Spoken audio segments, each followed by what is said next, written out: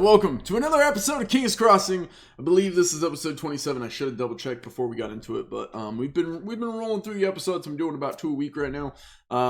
Potentially maybe 3 a week if I get Wilford back and I get to kind of do the in between episodes of what he's been doing on in his own little mini adventure. However, I'm here joined by my players for today. We're enjoying the presence of Mr. Pickles playing the role of Grunkle and Fred playing the role of Torvekek. Now, where they left off, let's get into it. Let's have some fun. We're gonna rejoin Torvekek. Now, Torvekek, you are in the swamps. Let's bring us in here. All right, perfect. So Torvekek, you're in the swamps and you're over there with Granny Evelyn and Bjorn. You just come back. You had brought back this pot that you'd found in not Grunkle's cave, Bjorn's cave, with a frost fern plant overflowing from it. It seemed like it had killed off everything else in the room. There wasn't much else there. Trying to gather it proved hazardous, having to brave the elements. You wrapped yourself in a goat skin hide kind of rug blanket and pushed on through, choosing not to use the fiery alcohol or the pain numbing medicines that you found. To be fair, the pain numbing stuff wouldn't help. Yeah, numbing pain and being able to persevere through tough elements definitely wouldn't have helped. No, I mean, I still would have frozen. Possibly. Or you could have ran in, got it, and ran out. We'll never know. We didn't try. So wrapped in a goatskin hide, Torvekek pushed in, grabbed the pot, picked it up, tried to carry it out, and froze. Froze in place. Now, what you remember standing there frozen in place, this vision comes back to you. Oh, you're in the glade, but the vision comes back to you when you were stood there frozen. You're just now realizing as you stand in the glade, we'll get to that in a minute. As you stand in the glade, you realize it's morning. It was nighttime last you saw. Like it was dark. It was nighttime, but it's definitely morning now. How long were you frozen there? A couple hours? Days? You remember as you stood frozen there, these glyphs or sigils? No. Hieroglyphs? These drawings are burned in your memory on the wall.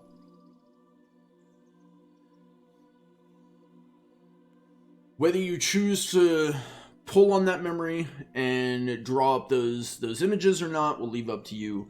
But as that ice formed around you and you froze, holding this plant, the ice expanded to the point that it finally engulfed the plant with it, which melted the ice, and you became one with the plant. It almost seemed.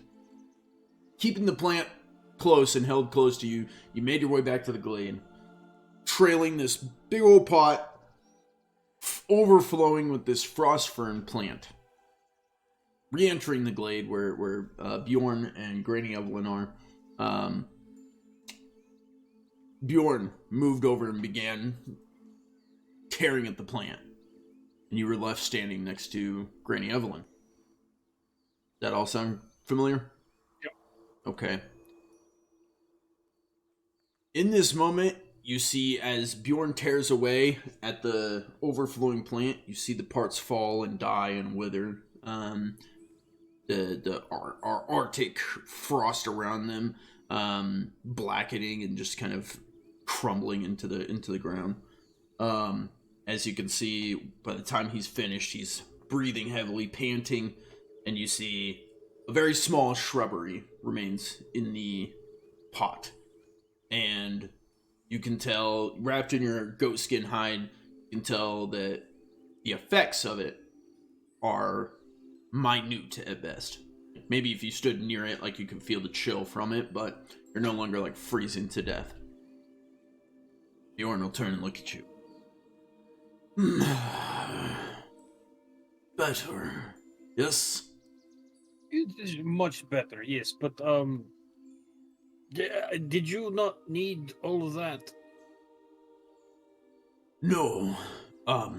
It seems the plant had gotten out of control in my absence. Cave. I get turned into a dwarfsicle. I do not know what that is.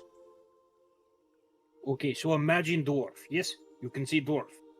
Now imagine dwarf covered in ice, unable to move because he was frozen in place. You froze. Yes. Should not have frozen that fast, even when I was able to move up to it and take care of it. I see you have goatskin hide, that should help. Were you just standing there staring at it? No, I was trying to take it out of cave. I suppose if you allowed the effects to take over, they could have that illusion. How was I supposed to prevent it? You told me to go get plant, didn't tell me nothing about plant. I did tell you to get the plant. Why did you bring the whole pot? You said you needed as much as you could get, so I figured you need a lot, I get whole plant. Well, fair enough. You are alive and well, it seems. Good job. Thank you. Question. How long exactly was I gone? Many hours? Okay, cool. You left yesterday. As long as it wasn't a week or month or something, it should be fine, yes? Yes, we do not have time for that. Right. I did not manage to get other thing, was too busy getting frozen. We'll have to go back for it. Actually, sweetie, Grunkle never came back either. Great. What'd you do with him? Where'd he go? Weren't you the one that told him to go do something? Well, yes. Maybe he got lost. Maybe he's dead. Could be dead. That would be bad. Pity. Can you save us by yourself? Maybe not dead. Maybe just lost. Yes. So that begs question then. Which is more important, going to find Ogre and thing he was supposed to find, and going and finding thing that you need? A good question. Because knowing Grunkle, he's stuck in a maze somewhere.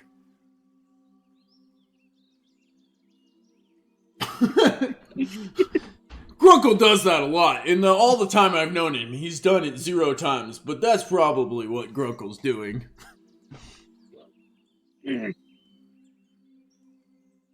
If I may speak, Grunkle may prove more useful to the town's survival than the missing ingredient. Doubtful, but maybe. Is he useful or useless, Wolf? I mean, he's decently useful, especially in a fight. Says you? Maybe? Maybe. Do you always contradict self? Almost just made a dirty joke. You know, Granny Evelyn might, but... She goes, It's good to question yourself, question everything, question life. Question us. Are we in your best interest? Actually, no, don't answer that. I have many questions, those among them. Bjorn will kind of put his hand on your shoulder and he's like, maybe it is best you go find Grunkle. Right. Alright. Where exactly did he go? Ruins on the hill of town. Hard to miss. Honestly, I can't see anyone missing them. You do realize I am 4 foot tall? It's on a hill. Yes. but I can't see over shit. Try harder. Yes, there would be something you would say, wasn't it?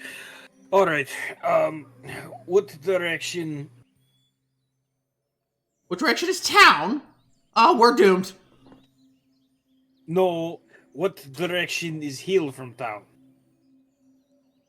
I believe. Just so I know where I'm going, so I can get back. believe the ruins are in the town. Okay, Torvekek. they're in the town. Okay.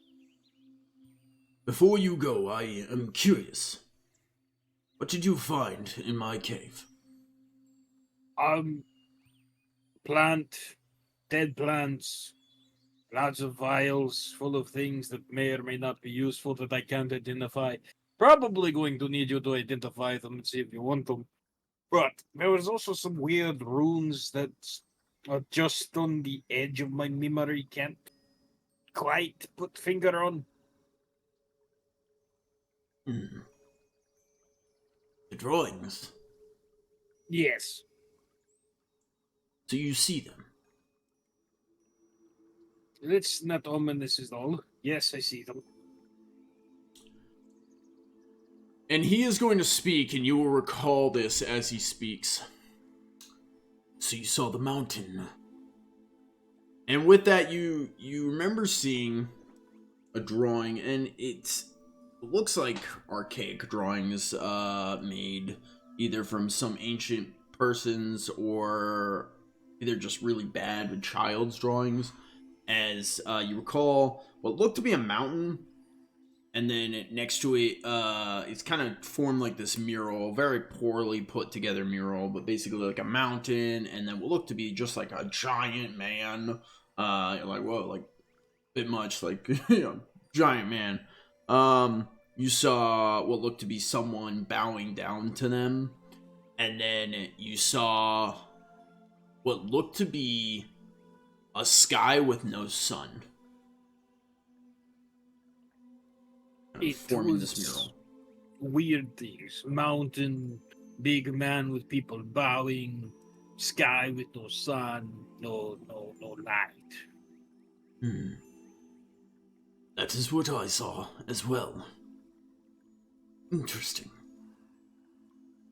Is it not? Can you say that again? All of it, or just is Not it that not? last part. Is it not? Interesting. It is interesting, and by the way you're talking, I'm going to assume that not everybody can see it. Not many people have been to my cave. I was curious if you noticed them. So, do I get explanation about what they mean, or are we going to continue being cagey? I did not draw them. However, I did do some reading at the antiquarian in your town, and it would seem there was once a day where the sun vanished. There was a day when the world changed in the Freelands. And I feel it may be connected. Okay. I will keep eye out for the big mountain we talked about, and hopefully, maybe. I don't know what to keep eye out for, honestly. We will see what happens, I suppose. As you say that, he'll just kind of turn and he'll look away from you. And he's just like, I wish you safe travels, Torvekek. Land is growing restless. As you see, he's looking to Mount Starlight. Right, I'm guessing Bartik is there. He hefts his axe up on his shoulder. You don't have to tell me the world is getting restless. It's tried to kill me a couple times already. Not what I was expecting on a trip to find ale. He starts walking out of the clearing, heading back towards town. Bye, sweetie. Bye, crazy old woman! He gets me. I thought you were just gonna flip her off. And Torvekek is heading back. Arwin's Rest south along the trail. Meanwhile, we're going to rejoin Grunkle. Now, Grunkle had wandered up a hill inside Arwin's Rest, where he found these large ruins. And as he kind of observed these ruins, getting closer and kind of taking in the different sites, he noticed it looked to be an old fort. There was a gatehouse that was, smashed in an area where a portcullis could have been at one point. Moving in, there was like a courtyard, and he didn't take in too many of the sites though, because he started honing in and following what looked to be serpent leaf, and he came across a couple of these giant snakes that he quickly dispatched. I believe decapitating one and ripping another in half with your weapons. Something like that. Yeah, I'm pretty sure that's exactly what happened. And then you came across something else. Do you remember what it was?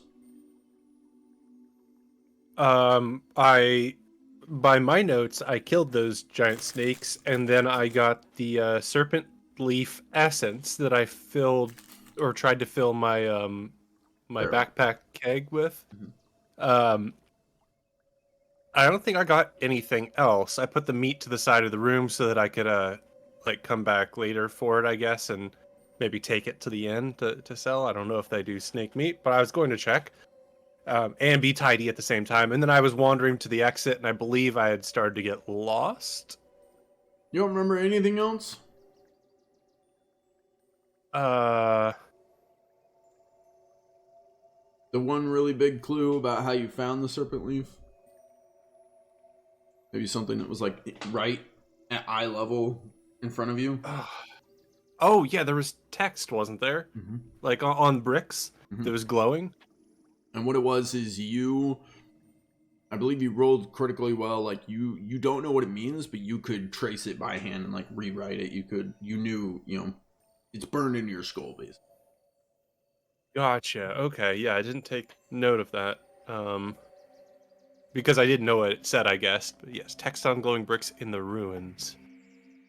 Yeah, Okay. You could just, you don't know what it is, you can move on, or you could investigate it further, find someone who does.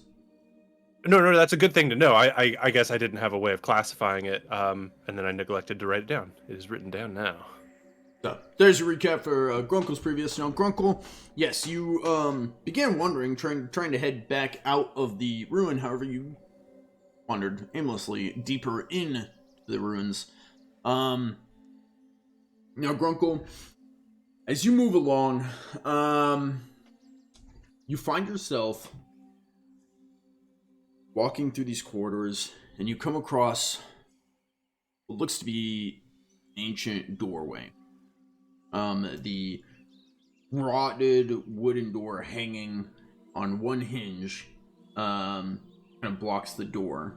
Obviously, no obstacle for an ogre, but the hallway continues down. You could enter the room, you could head down the hallway. You don't remember entering any rooms on your way here.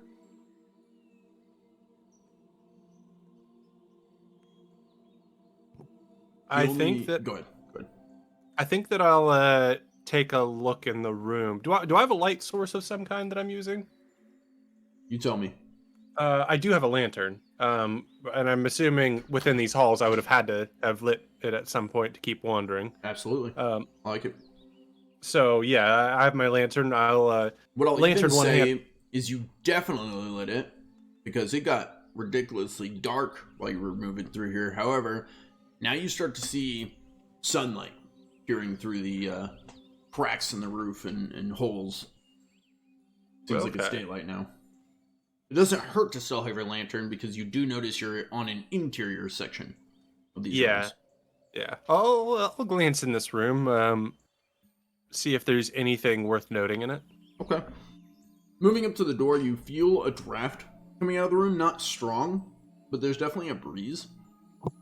And you hear what sounds to be almost like maybe something moving in the room. It's faint.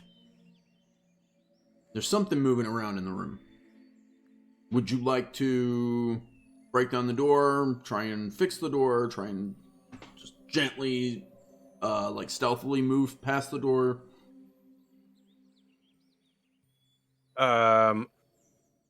I can't make out what is like moving around the room. It doesn't sound like dog paws or claws clicking on wood. Awareness check if you want to try and perceive that. Yeah, I'm gonna give it a think here for a moment and try and see absolutely. if I can calculate anything more. Go for it. I gotcha. Okay. With a critical fail, Grunkle. It could be honestly. It could be multiple people. It could be one. It sounds like it's moving about the room, like around it. Okay. Over here, over In that there. case, I'm gonna knock on the door. Do 3 solid knocks of knock, knock, knock. May I enter? Nothing changes. The draft breezes past you. I don't think I have this the tools to repair a door. So what I'd like to do right now is just open it in the most gentle way I can, set it aside against the frame if I have to. Grunkle's not looking to do damage. He's looking to enter the room respectfully of this castle. Okay. Fort. Give me an athletics check. This is going to be easy for you based on the condition of the door and your size. Success. Got him. You're easily, you grab the door and maybe you grab it with one hand trying to open it and it just falls, but you catch it because you're holding it with one hand. It's basically like a shield at this point. You pick it up and just set it down to the side. You're now able to see. Not a shield that I could use effectively though. I don't see it being. I mean, you could try. It would be a unwieldy shield. It's a rotted old door, Yeah. but Yeah, I'm not going to do that, but I like the idea. you can see inside the room now, and what you see before you is let me real quick stand by. Let me just do something I should have done a minute ago.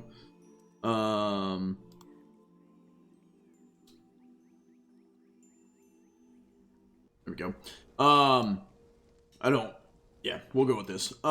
So what you see inside the door is an old dusty room, and laid out in front of you is what looks to be against the wall is a bunch of tiny little cubbies, basically covering the area. There's a old table in the middle, but it's cracked and broken in the middle.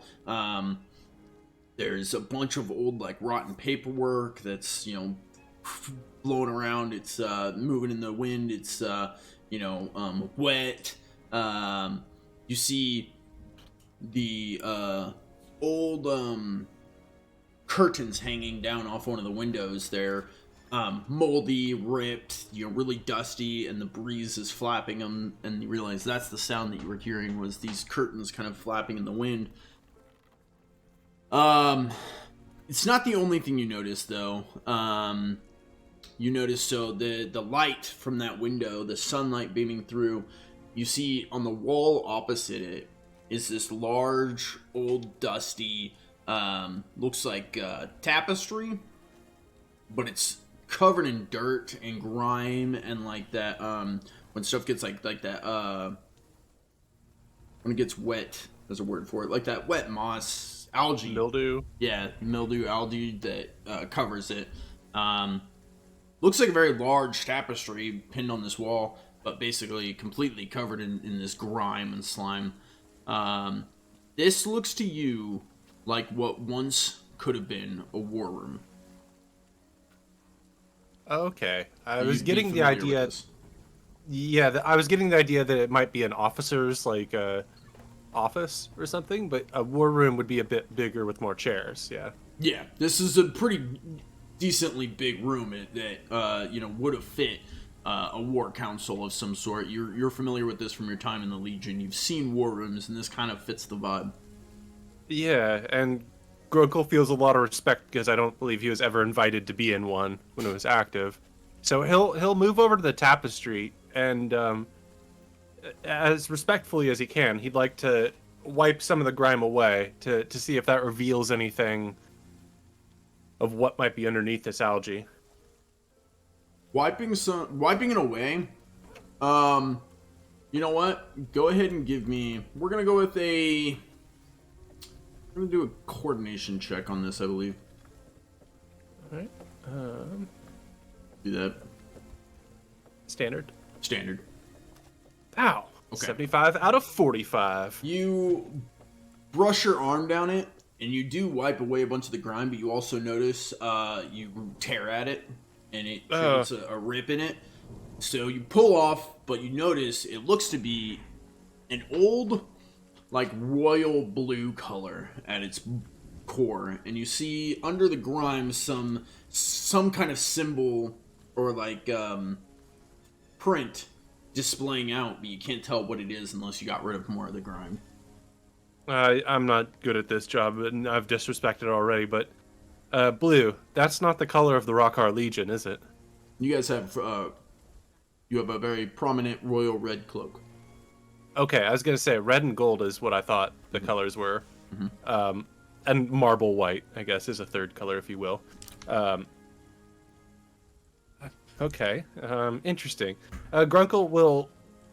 there's nothing in the cubbies that would interest him, I'm imagining. Some old, He'll- really old, he'll walk by fragile them. paperwork, rolled scrolls and stuff in them, it looks like. Yeah, Grunkle is not a big reader, so he's going to do a quick circle around the room, like the long ways of where he had gone to like make his way back to the exit, Mhm. and then he's going to continue down his path in the hallway. Okay. You continue down your path. In the meantime, we're gonna cut over to Torvekek. Now, Torvekek, you're heading back towards town. You're heading back down the path. You've been down this path once or twice now. You've kind of getting familiar. You follow, and just making your way back. You get to the part where you see the old, torn apart net into the road. Right? You remember that?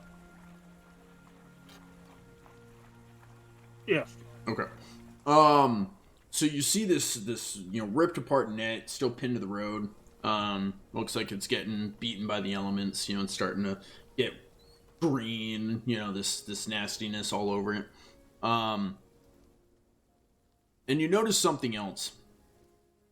You notice what looks to be a burned out campfire set up just nearby. And that wasn't there before.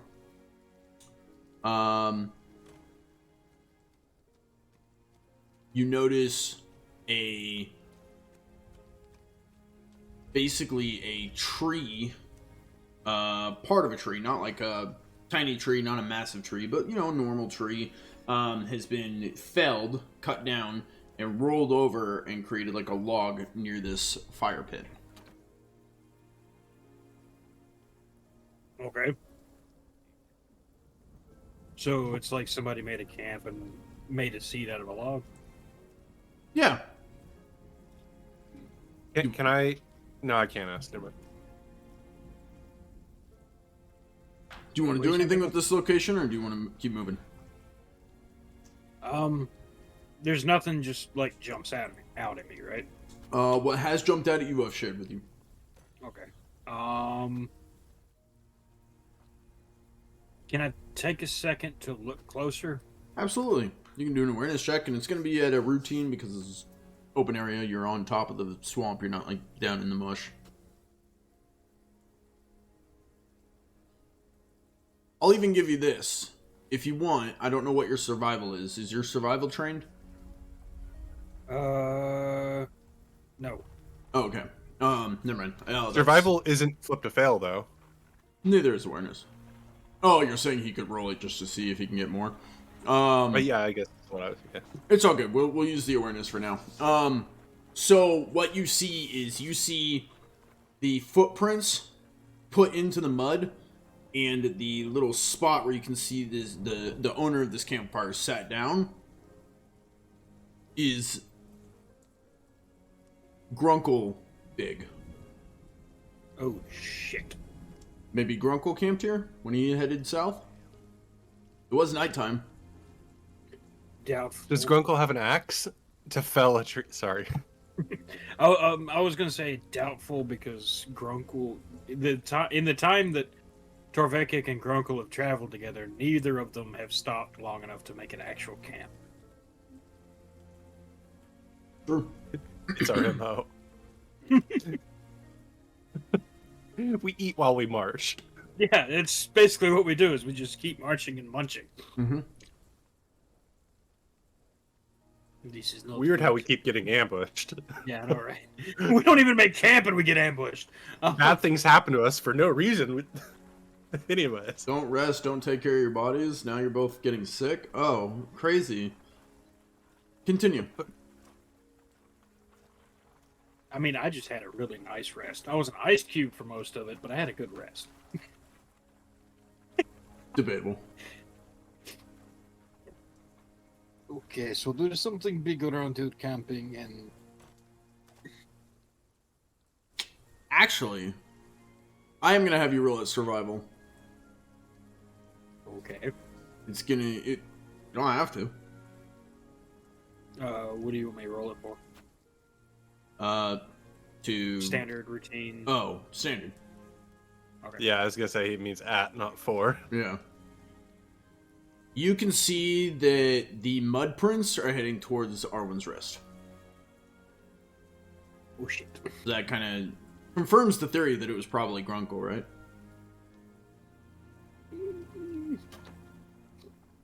Maybe. I'll have to ask Grunkle when we get there. True. You press on? Yep.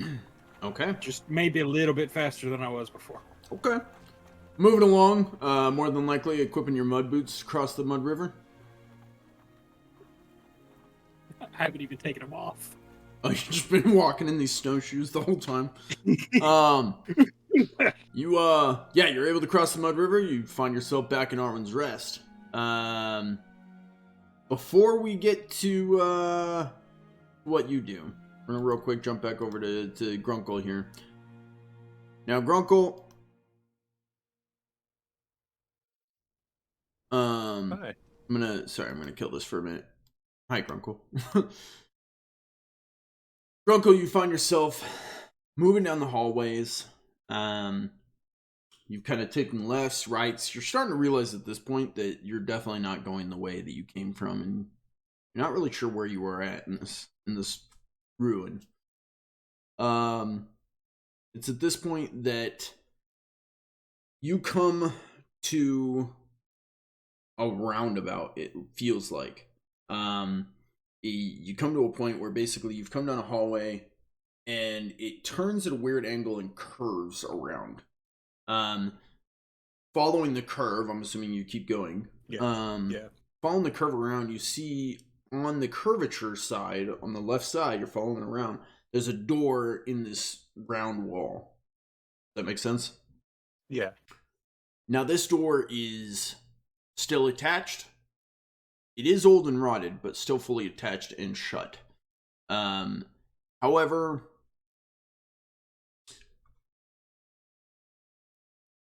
you hear the faintest,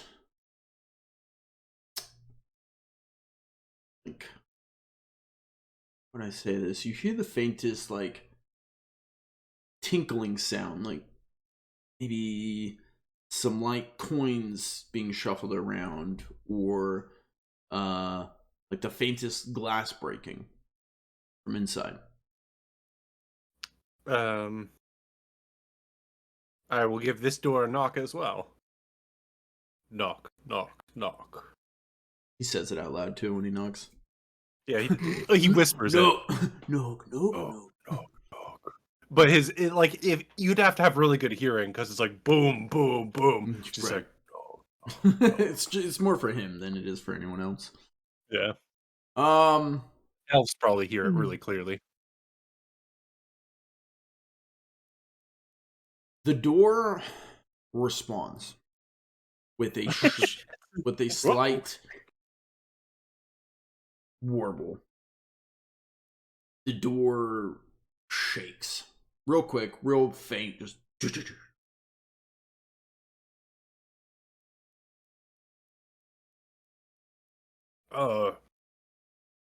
Grunkle here. Night, trying to see if anybody is in room. The door once again. The slightest little, like, shiver down the door. Okay, Grunkle is going to attempt to slowly, cautiously open the door, with care not to let it fall down or break, as he's seen the other door wanted to do. Right. Roll a stealth for me. Ooh. Standard, I assume. Mhm. Wow! Fail. 89 out of 45. As you go to open the door slowly and cautiously, as it's nothing but quiet. Nothing. It's not quiet at all, is what I'm trying to say. Anything but quiet. That's the word. Yeah. Looking inside, you see what looks to be somewhat of a smaller room, but there's a stairwell inside that kind of wraps around going up this tower. You can tell it is.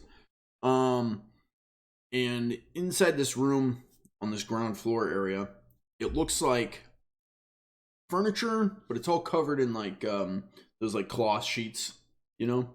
Oh yeah, yeah. So it looks like, you know, someone's either like moved or whatever the case may be, or they're protecting all the furniture. Maybe it's a storage room. As there's a bunch of this just kind of clothed over. The only distinguishing things that you would see here is in the center floor, on the floor there is what looks to be a red like painted design that is completely untouched by the dust and dirt and what's nots. It almost looks like maybe a rune, but like we're talking, you know, takes up 3/4 of the floor. Maybe like half the floor, like takes up the central area. This design looking like some sort of jagged, crisscrossed, almost like someone just took like a pencil and was just like in like random designs. Gotcha. And it's completely untouched by like the dirt, grime, algae that you see covering most of the walls and stuff. And you just mentioned that tower part before that. Mhm. And Grunkle thinks out loud to himself, I bet the little ones would like this as a workshop. Do halflings like towers, though? I'm sure gnomes do. And then I'm going to leave this room untouched because I don't want to break anything further, and I don't see any good tree chopping axes, I guess. So I'm going to continue down the hallway. Still looking for the way out, but loving being back in something that makes me feel sort of like home.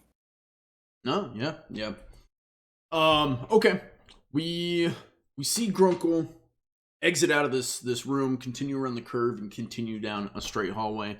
You see the camera zooms out once more as Grunkle enters like this courtyard area. You know, there's some old columns, some of them broken and fallen over. You know, steps leading up into another area, and you see Grunkle starting to follow that path up these steps. Meanwhile, Torvekek, you're back in town. What are you doing? As you step into town, the mist is still falling. Not following you. The mist isn't following you. The mist is following me. No, Run! the mist from the sky, the rain, you know, the drizzle, is falling down. You've exited out of the purplish fog that it seems to kind of linger around the river. But once you cross into the town, it's stopped. What do you do? I guess I'm gonna go look for Grunkle. Okay. Where do you go? The bar. I'm gonna go to like the the ruins and see if I can find the ruins on top of the hill in the town. Okay. Look for ruins on a hill in town. Hobbs Lodge? That's me pinging. Oh, just I was FYI. like, you pinging Hobbs Wait, Lodge? what? So you probably make your way down the main street. You see kind of off your left, you see kind of a lower area that is just covered in ruins, but definitely no hills. You know, up to your right, it goes up a hill, and you can see a ruin. Well, no, that looks like a pretty well put together house on top of that hill. It's not really much of a ruin. Continuing down, you see Hobbs Lodge. Hobbs Lodge is on a hill, but it's not really a ruin. It's a stagecoach turned tavern. But once you get back out into town square, you see what most of you guys have ignored. A hill just near town square with probably the largest ruin in town set upon it. And to you, it immediately clicked. That was a defensive structure at one point. Coming from a place called Dwellin's Holdfast, you're pretty familiar with defensive structures. So I would probably be able to tell that. Okay, so this is like past. This is going to be like. I don't really know how to explain it.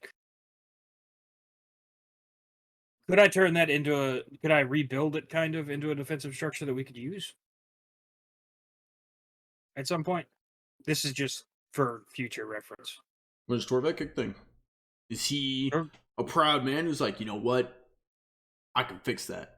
Or is he like, damn, that would be really tough. Someone else should handle that. Or like, is he like, oh, that's a ruin? It depends on how bad a shape it's in. That's what I'm asking, is how bad a shape is this thing in? Pretty bad shape. Oh, so like you're asking like if it's like 25% remaining or if it's like 60% remaining?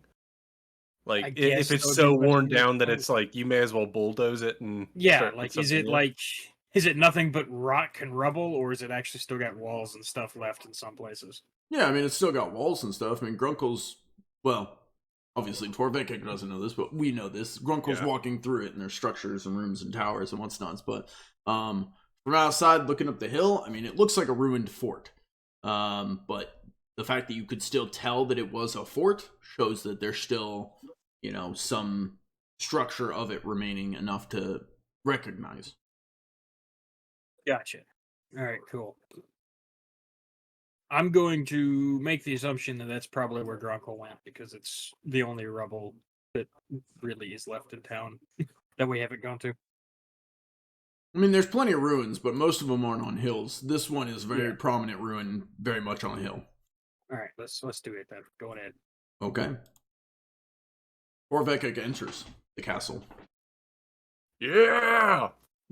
Now Torvekek, you just hear down the corridors an echo.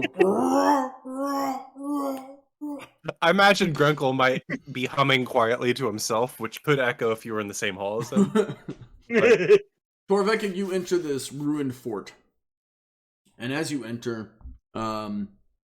you give me a navigation check. See if we can Navigation check. weave your way methodically through this. Did I happen to train that?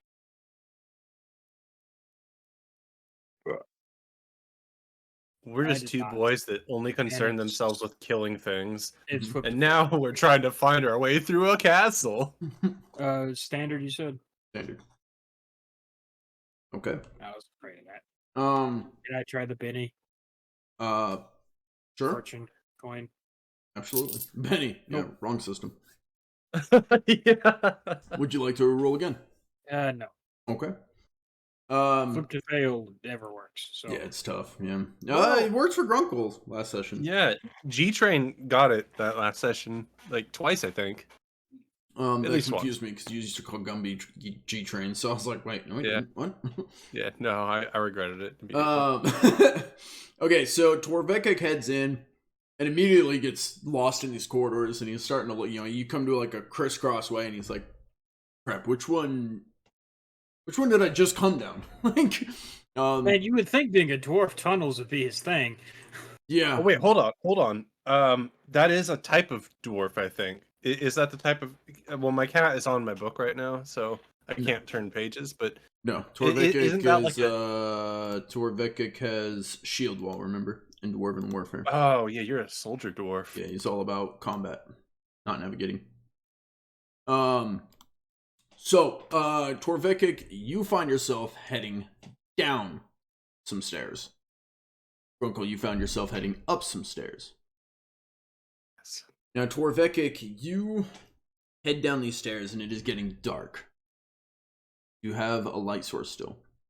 I still got my It is well, not frozen to your hand. it thawed out, so Yeah. it should be fine, right? You haven't tried it. Shit. I'm gonna try and light the lamp. It lights right up. It's fine. Yay. You light It's your a lantern. paranoid lamp. Swinging around. Looks like a normal corridor heading down these sets of stairs. It is very dark and damp, but your dwarven lungs, like you're used to these, you're used to the dark spaces, so the staleness of the air doesn't really get to you. But you can tell, okay, I'm going deeper in. And heading down, you walk into a room and you see it looks like a hallway, and there's bars every so often on the sides. And you're very quick to realize this is a dungeon. Oh, out- this is not good. Not good at all. Out of the darkness, you hear help. As we're gonna cut What? to Oh, shit. Grunkle. Grunkle, you're walking up a set of steps, and you see what looks to be a large kind of doorway in front of you. Both doors still on, same basic ding, rotted, kind of, old with wear and tear from the elements. But you see that these ones aren't fully shut. One of them is kind of pushed open, revealing, a walkway through it. You stand outside. These doors look like they used to be pretty well, ornate. They had like metal, intricate, laced into them. Look like pretty reinforced. Yeah, Grunkle's gonna let out a whistle, like the kind of whistle that I couldn't do because my microphone would be like noise suppression. But it's like the damn, what an attractive lady. But I'm doing that at the doors because Grunkle is like this. There's so much past glory that he's seeing here. He's so overwhelmed with the glory and reverence of what was. So he's going to continue forward, again, treating these doors with respect and moving them open as if he doesn't want them to crumble. But he is moving into the room. Okay. He'll do a knock, knock, knock first. And if he doesn't hear anything new, then he'll do that. Sorry. A knock, knock, knock on the door that isn't like hanging open. The one that's a little bit more stable. Pardon. They're both stable. It's just one of them is the door is open. Yeah. He's gonna do the one that's not fully open. Okay. Knocking and then moving into the room, hearing nothing. You step into what looks like used to be a throne room. Worn and rotted carpet, patchy holes in it, frayed ends, leads down columns. There's hallways off the sides.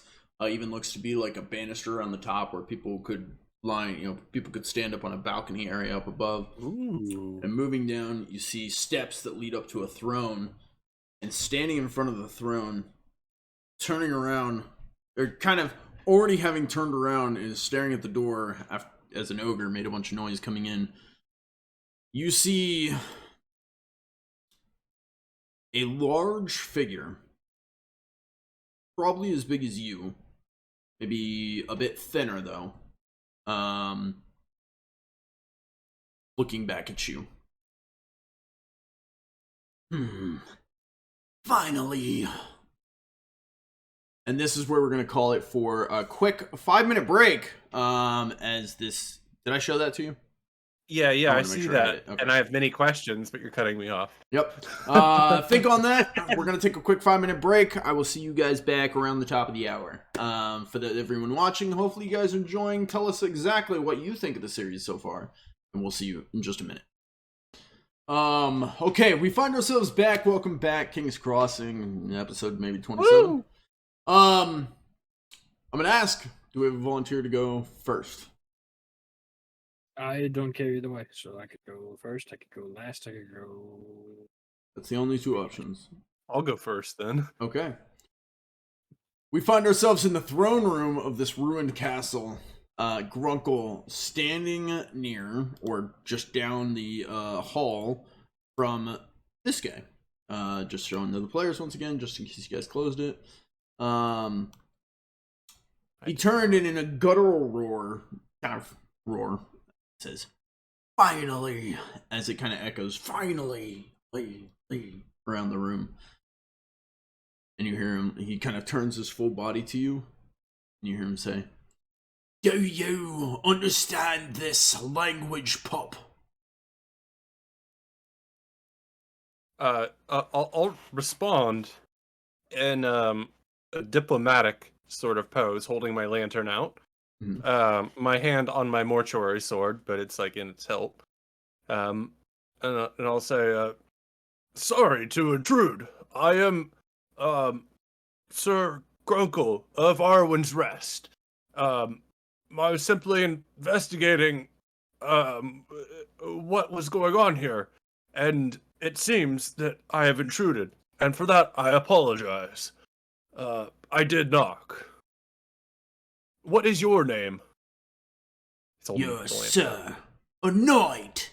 And he looks around and he goes, "Looks like this place hasn't had knights in quite some time." Well, yes, and that seems to be a very unfortunate truth. Grunkle would like to have that changed. This is such a beautiful throne room. Grunkle's a little bit overcome with awe. Apology if not speaking as communicatively as... You see he just spits on the floor and he goes, "Disgusting." Which part is disgusting? To "I clarify. am Gorthak the Unyielding. I am here to avenge mine. Now, I've spent my time looking for the one capable. You fat pup look capable. Are you the one who put mine under the curse?" Grunkle have a lot of questions here.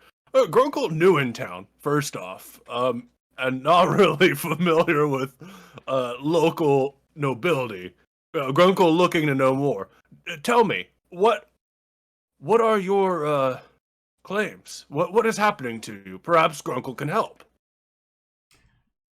You see he turns back to the throne and picks up what looks like he had just laid down before you came in. A massive, thick, just gross, crude, jagged claymore sword. As he turns back, kind of putting it in front of him, holding it with two hands, he looks at you and he goes, "I don't have time for your questions, pup. Your people put mine under the curse. I'm here to avenge them." Oh, the Rockar Legion. Is that what you're talking about? Because I'm an ogre? "I don't know what language you're speaking. I'm looking for the one capable of doing the work that's been done. You, fat pup, look capable. Will you defend yourself, or will you make this easy?" Grunkle not...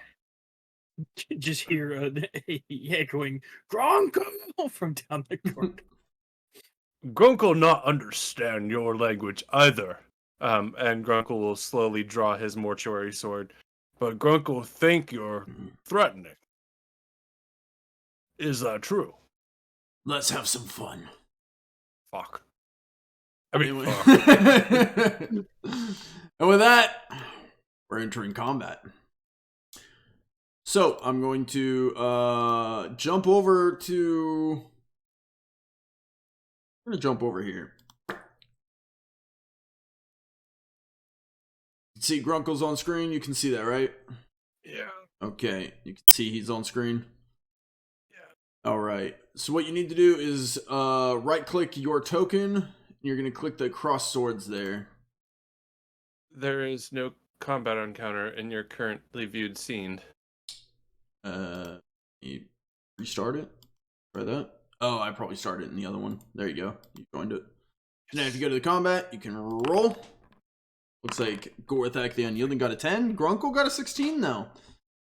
So just a quick reminder on combat. I was trying to refresh myself before we got into this, but I was so rudely interrupted by Pickles.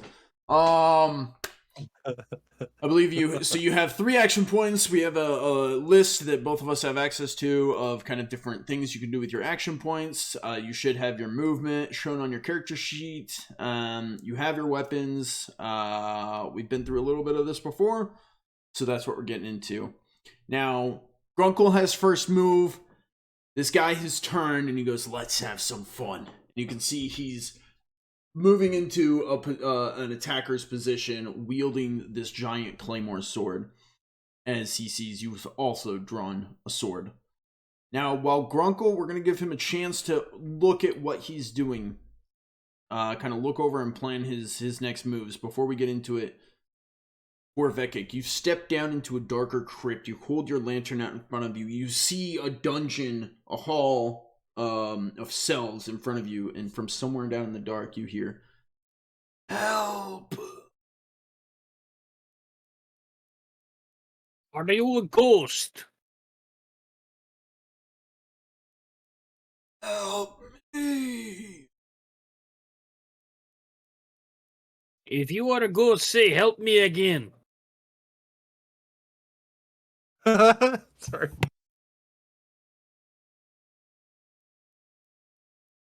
Can you say anything other than help me? All you hear in response is, Yeah, that counts. He walks down towards where he's hearing the grumbling come from. moving down, passing by, you see skeletons in these dungeon cells every now and then. Not every single one. Maybe a broken bench, maybe a tipped over bucket.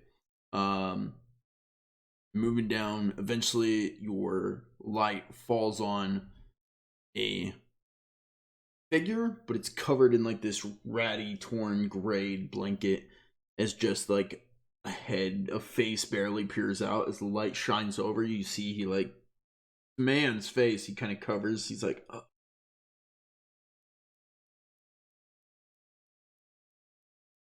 Are you alive? "Are you here to kill me?" The voice almost seems familiar. That depends on why you're in a cell. You don't know. Do I know you? You see the man kind of pulls the cape back, and you can see very tight skin, very lean face, very, I mean, obviously dehydrated, malnourished, very pale. You see, I don't know if you'd recognize him. You see, that's the wrong one. Bear with me for 2 seconds here. The face of this man. Peer out. The pickle reaction is worth everything. Nope, don't know you. It's like, oh, you with him or not? Are we going to play the pronoun game? Because I hate that game. Almost seeming like he doesn't just have time for your shit in games. He just covers his head back over and leans down. He's like, be on with it. You're not telling me anything, so I don't know if I'm with whoever you're talking about or not. You're playing pronoun games, and I don't like it.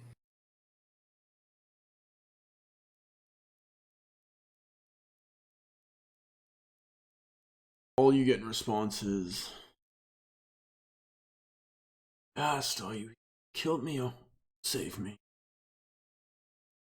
I can't Neither. answer that unless you tell me who you are. He kind of looks and he goes, guess I don't really look like myself anymore.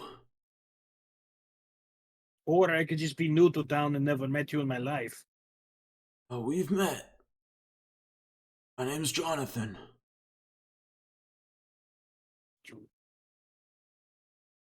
Who's it, John? I forget, your characters you never remember anyone's names. No, now I remember who Jonathan is. I was pretending to react before. That was a real reaction that time. Torvekek is just sitting there stroking his beard. Jonathan, who's Jonathan? If you remember, There were like we got some jobs. If I can interject here, where there's a guy with a hat and he had a sidekick. I know who he is. Torvekek. I don't. Oh, Just okay, Torvekek. Torvekek does. Yeah. Okay, my bad. Torvekek's trying to jog his memory. I know who he is. okay. Might be. Jonathan. Wait. Are you the guy that was always around the hunt captain? I work with him. Captain of the Right. watch. How did you end up down here? He made me come here. The hunt captain? No. Is he not? You guys not? Do you know nothing of Elder Arlane? No. I know Magic Man disappears in the middle of speech. That's all I know. Disappear. Sense. All right, I'm getting you out of here. Where is the key? You should hurry. He told me I was to be sacrificed. The Elder did? Oh, this is starting to make sense. All right. How do I get you out of here? Is there anything I can see around that would... Sorry, I didn't mean to make that focus on me. You're good. I have the focus turned Cult site. I have the focus turned off, so it doesn't do that for me. Okay.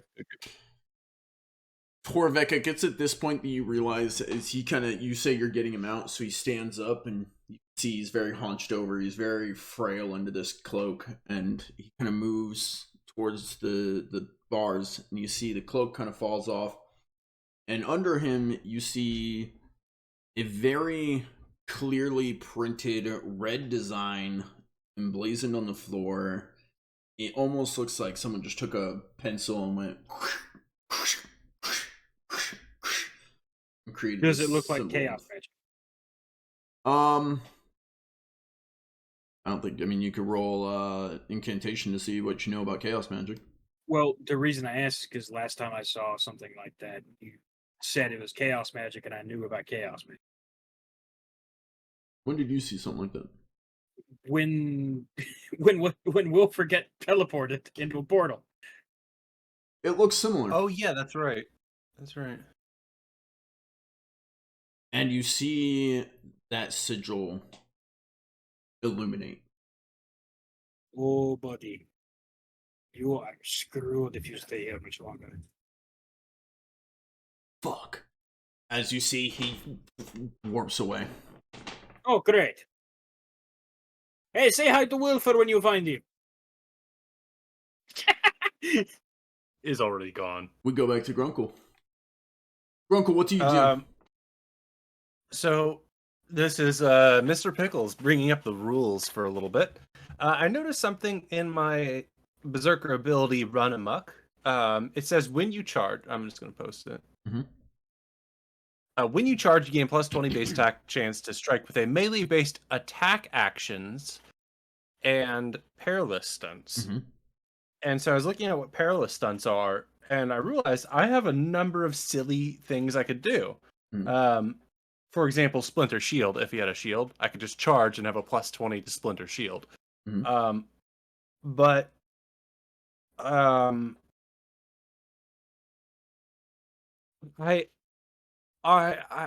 before I decide on what I want to do, and potentially choose a less likely to succeed action, does Grunkle think that this character, based on what you're telling me, would he think that this character is like royalty or a knight that was dishonored? There are a few implications there that I'm trying to put together. Is this some sort of like brigand or dishonorable fellow, or is this somebody who is... Based on the way he's dressed, definitely not. He seems more like a barbarian type, right? He definitely Okay. doesn't seem like he's from here. This definitely isn't his area, because he was like, this area doesn't look like it's had knights, and he spit on the floor. Like, he obviously doesn't care about this place. Okay, yeah, so the spit on the floor. Yeah. Okay, yeah. In that case, I wanted to share the plan I was going to do.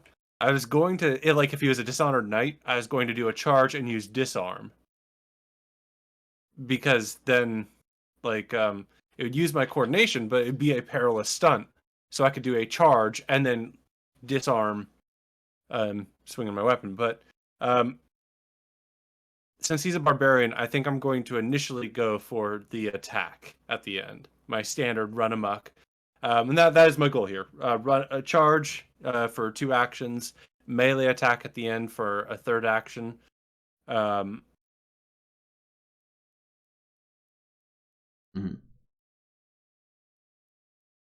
It's tough because I want Grunkle to be better. Like, I want him to be a good guy, and maybe he can change people, but he can't change everybody. God damn it.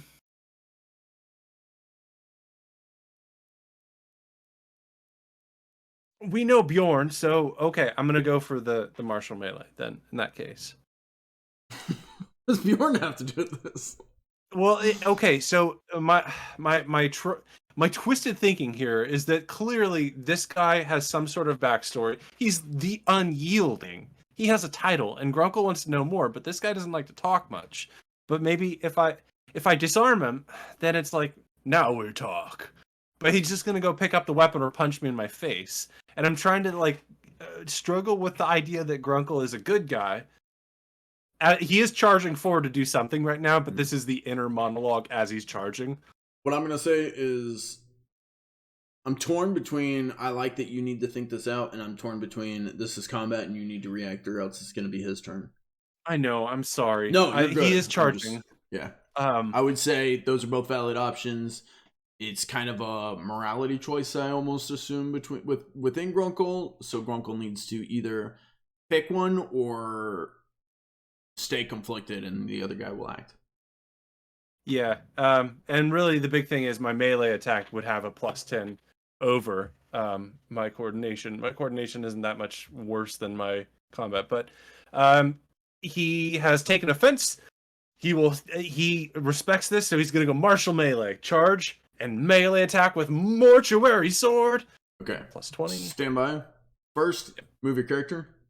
And it's 7 to get up to him. You're moving in a movement of 2. You have a movement of 5. You're moving at movement times 2, so you can move up to 10, so you're able to move up to him. Okay, excellent. And then what you're going to do is you're going to right-click his character token, and in the bottom left, you see the little target. Let me close that window. Right-clicking doesn't do anything. Okay. Click on him. Maybe I need to do it for you. Okay, I've targeted him. Maybe I have to do it for you. So now, make sure your token is selected. Go into your character sheet. Yep. I feel like you should be able to do this. You can't target his character? Left clicking, I can hover over, and my it'll make a red icon. But if I move away, when you said you selected him, a green dot appeared over his head. Okay, I wonder if that does work for you. We'll try it. This is, hey, for everyone watching, this is trial and error. We're trying to use some maps here. We'll see how it goes. So go into your character sheet. Go to Trappings? your go to your weapon. You got it this time. Make sure you give yourself. I didn't have it initially. When you roll, up it to a +20. Yeah, I just noticed something in my inventory that I didn't remember being there. What's that?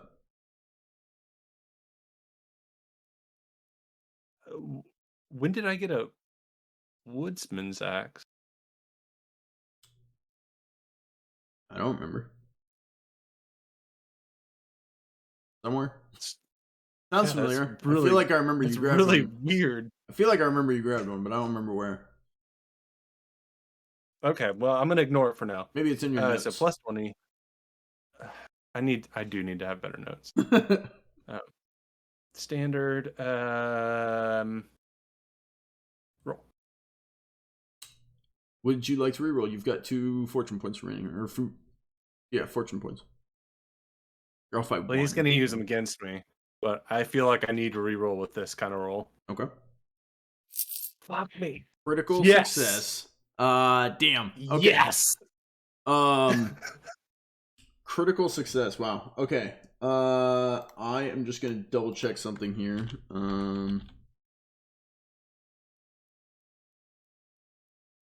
Sure.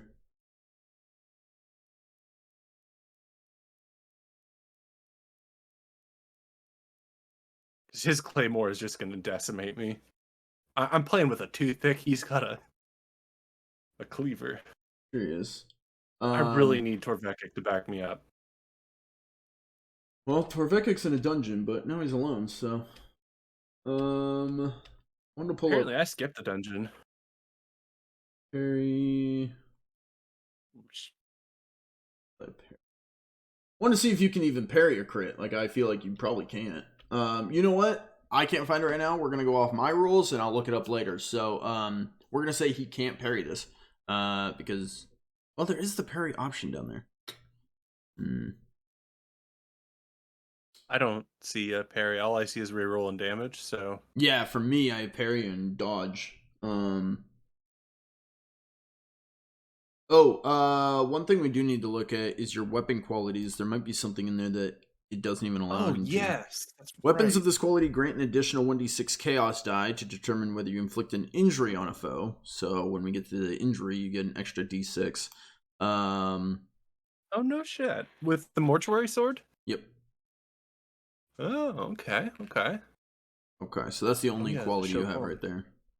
Okay, so it's possible. It's more likely that you will inflict an injury. So, I kind of really want to know if I can parry this.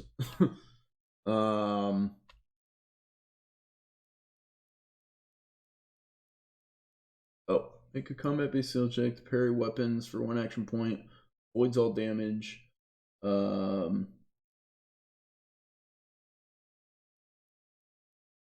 The foe can attempt to parry. You cannot make a melee attack outside of engagement. Okay, it says I can parry. Obviously, if they're blinded or anything, you can't. Yeah, I think he can still try and parry. What is his parry? Oh. So does that mean he has to beat my critical with a better critical, or? Yeah, that's just curious. You know what? I'm gonna read into it later. For now, I'm gonna say he can't. I'm just gonna allow this because I don't know if that's broken or not. So go ahead and do damage. Okay, so I have the D6 from Vicious. I have the D6 from Charging. Well, pardon, the D6 from Vicious is only whether or not you inflict an injury. Not okay, damage. Right. Yep, my bad.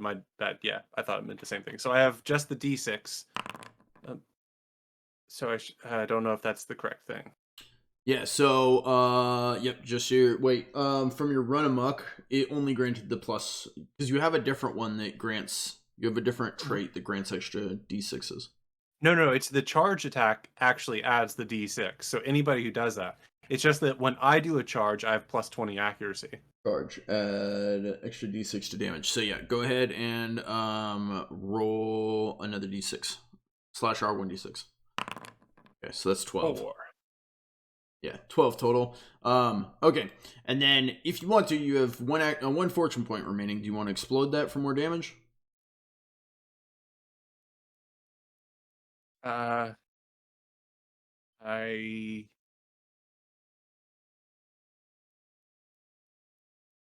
am going to hesitate too long to do it. I'm going to go with the 12 because I don't want to kill this guy, but I do want to injure him.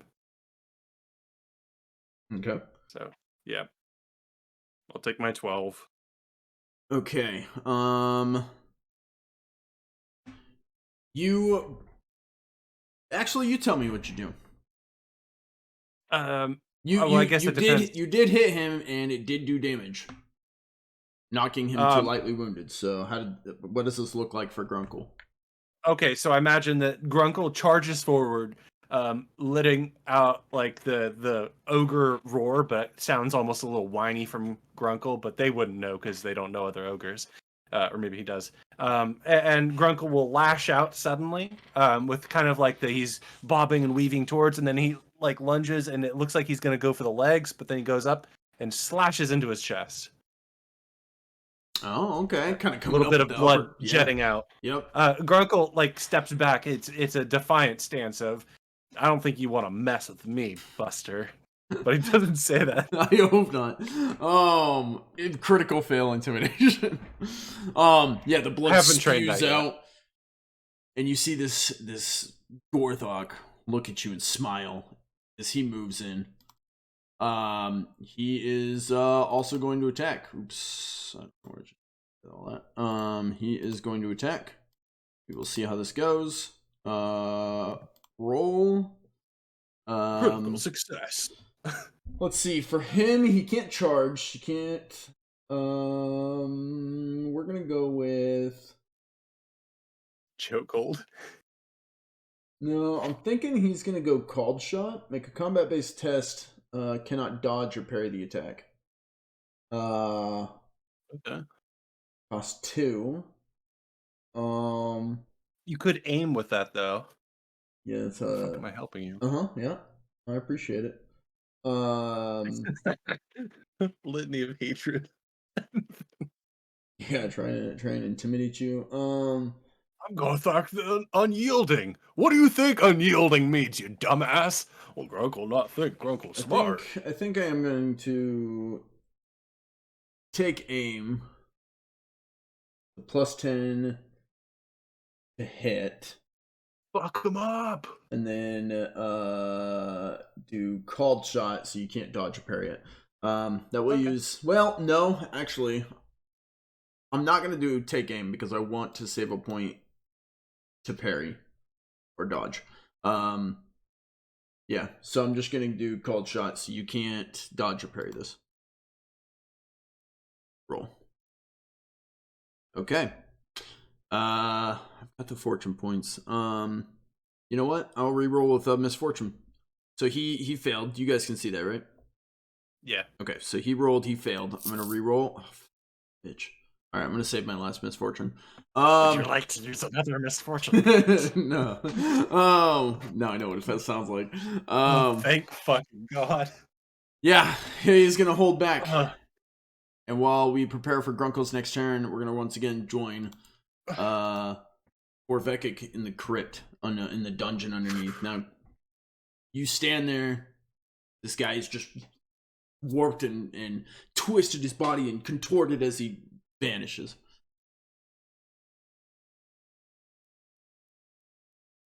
Okay then.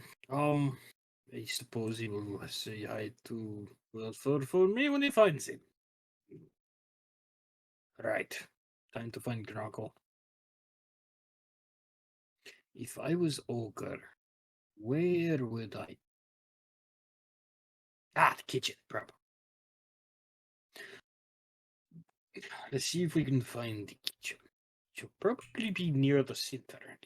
You want to head deeper into the dungeon or back the way you came? Seeing as going deeper would not bring me anywhere near the kitchen, I'm gonna head back the way. Okay. Heading upstairs. You take a couple different corridors this time. And you come across As you head down, you come into a more square, like more rectangle room. And in this rectangle room, you see a staircase on the right side leading up onto what looks to be a balcony area that seems to lead into more area of the castle. Or there's the ground floor that you're on continues off to the left. Distinguishing features, to the left, you see what looks to be light beams coming through, possibly leading outside, possibly leading into broken parts of the ruin. The one up top, you can't really see all that well, like what's down there, but you do see one and a half ripped, like a banner hanging over the door. One has a banner, one has like half a banner that's ripped and torn away. They're both black and like with soot, like they were burned at one point. Okay.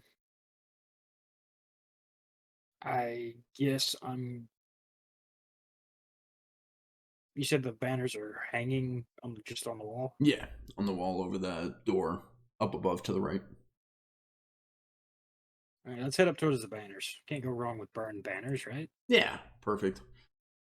You fall into a snake, but no, I'm just kidding. So again, you head through this doorway, the banners overhead, and stepping down this, you see it's a hallway, and looks like it has doors on either side, kind of lining this hallway. Multiple rooms, and at the end of the hall, it opens up into what looks to be like a dome room. Are there like actual doors in all these doorways, or is it just? For the most part, it's kind of a mix. Some of them, the doors hanging off. Some of them, doors are all on. Some of the doors are on but open. Some there's no door. It's like laying on the floor. It's kind of a healthy mix of all. I'm going to, I guess, walk down the hallway and see what I see. See if there's anything about any of the doors that are closed that poke out at me, and just to kind of take a glance in the doorways that have the doors off the hinges. Yeah. If that makes sense. Yeah, so as you're walking down, some of the doors that you pass, they're open, some the door's halfway on, some is like half a door, that only remaining. And you're able to look in, and it looks like the best way I could explain it is dorm rooms from college. Where there might have been like beds or bunk beds or desks or whatever the case may be. Some of them have windows. Just kind of looks like an assortment of that. And as you move down, the end room kind of looks more visible, as you're coming down into it. And it looks to be, for lack of a better word, more of a common room. And as you, did you want to stop and investigate any of those rooms further before moving down the hallway? Let's check out the common. Okay. Moving down the hall, you step out to that common room, and it looks like the top area where you're at, you step out and there's like this raised level that kind of loops around, and then there's stairwells, one right where you're at and one on either side, that lead down to like a lower floor. And there's what looks to be a big old not any kind of recently used giant stone fire pit in the middle of the room. Chairs, seating, some tables, some old different kinds of furniture that you don't recognize. You're not even sure what it was, but most of it's broken, old, ransacked. This place has probably been raided and looted by civilizations over the years.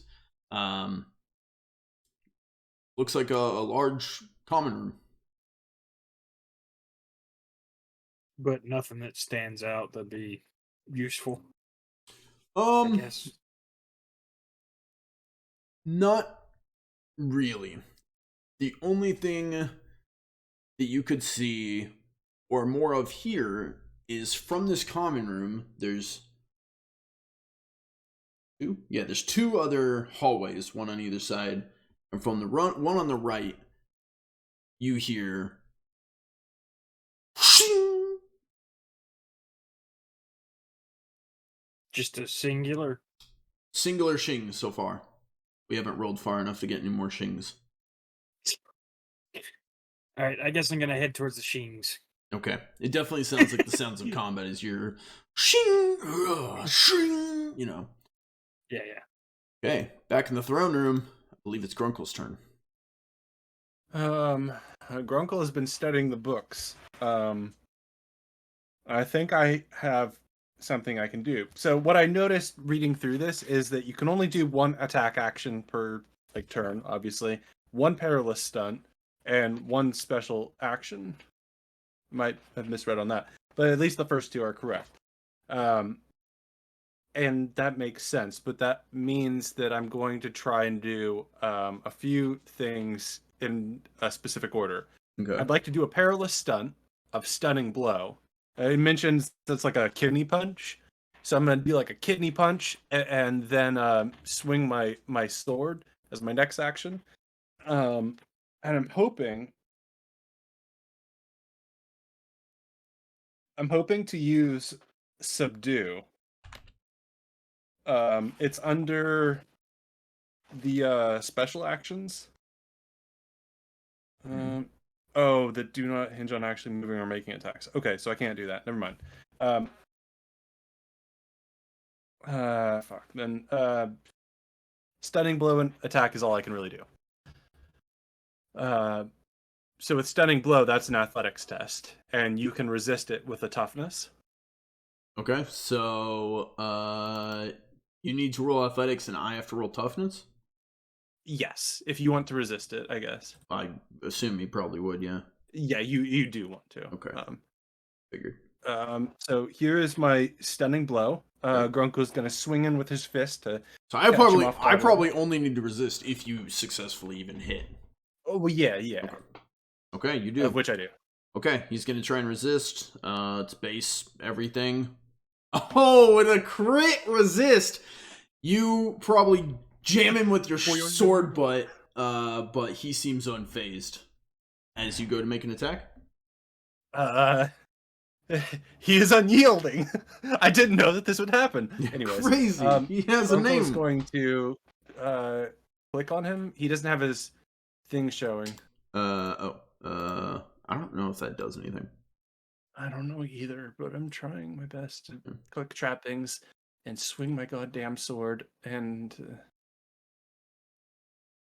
make Dad proud. Success. Yay! I'm curious. He's unyielding. I'm gonna click parry. I don't know if this will work. I want to know how this works. This you parrying? Okay, Jesus Christ! Yeah, that was interesting. Okay, that was me parrying. Yeah, that was you parrying. Okay, you crit success. Can I use that roll instead? No. Okay, I'm gonna click his parry. Based off this. Okay, he also gets a ting. That's scary. Is trying to parry. He got a 15 out of 50. You got a 39 out of 57. I believe he just parried. And remember, I saved the one action point so that I could do that. You do not get my sword. Yeah. So that's probably the thing that rattles off the walls as Torvekek's hanging out in the common room. All right. I believe that ends your turn. And that would mean I have one action save to parry then, I guess, because I did stunning blow, melee attack. Oh, what? I can't do that on aim because I'm a joke. Yeah, it's not bad. Does he want to do anything silly? Let's see. You know what? Let's try. Don't choke me. Grunkle doesn't like to be choked. I don't think he would be trying to choke you. God, that's what they all say. All right, I'm gonna go take aim. He missed last time, so I'm gonna go take aim and attack 1 and 1. So he'll get a plus 10% or plus 10% to this.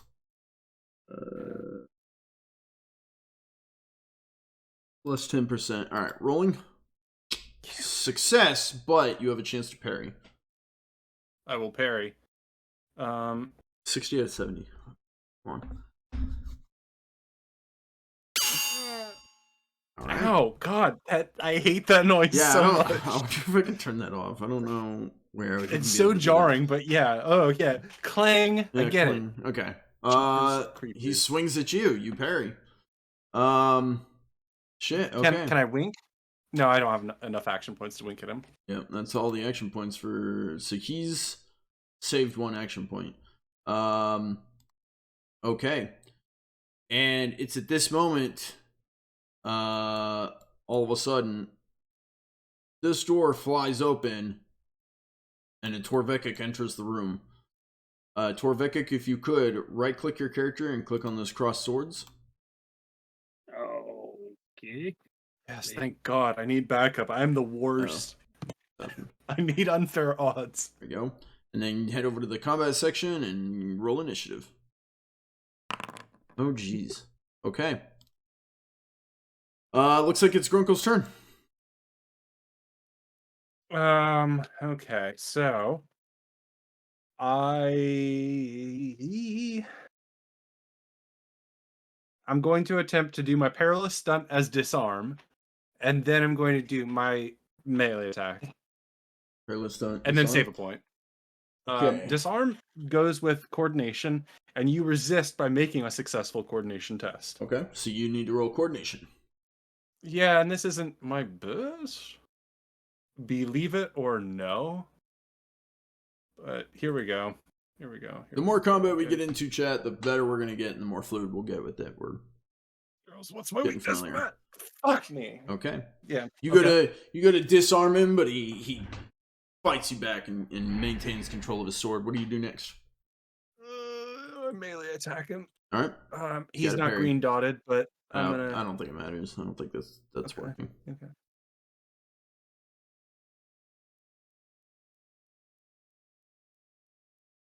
Love you, Dad. Okay. You got a fortune point if you want to reroll.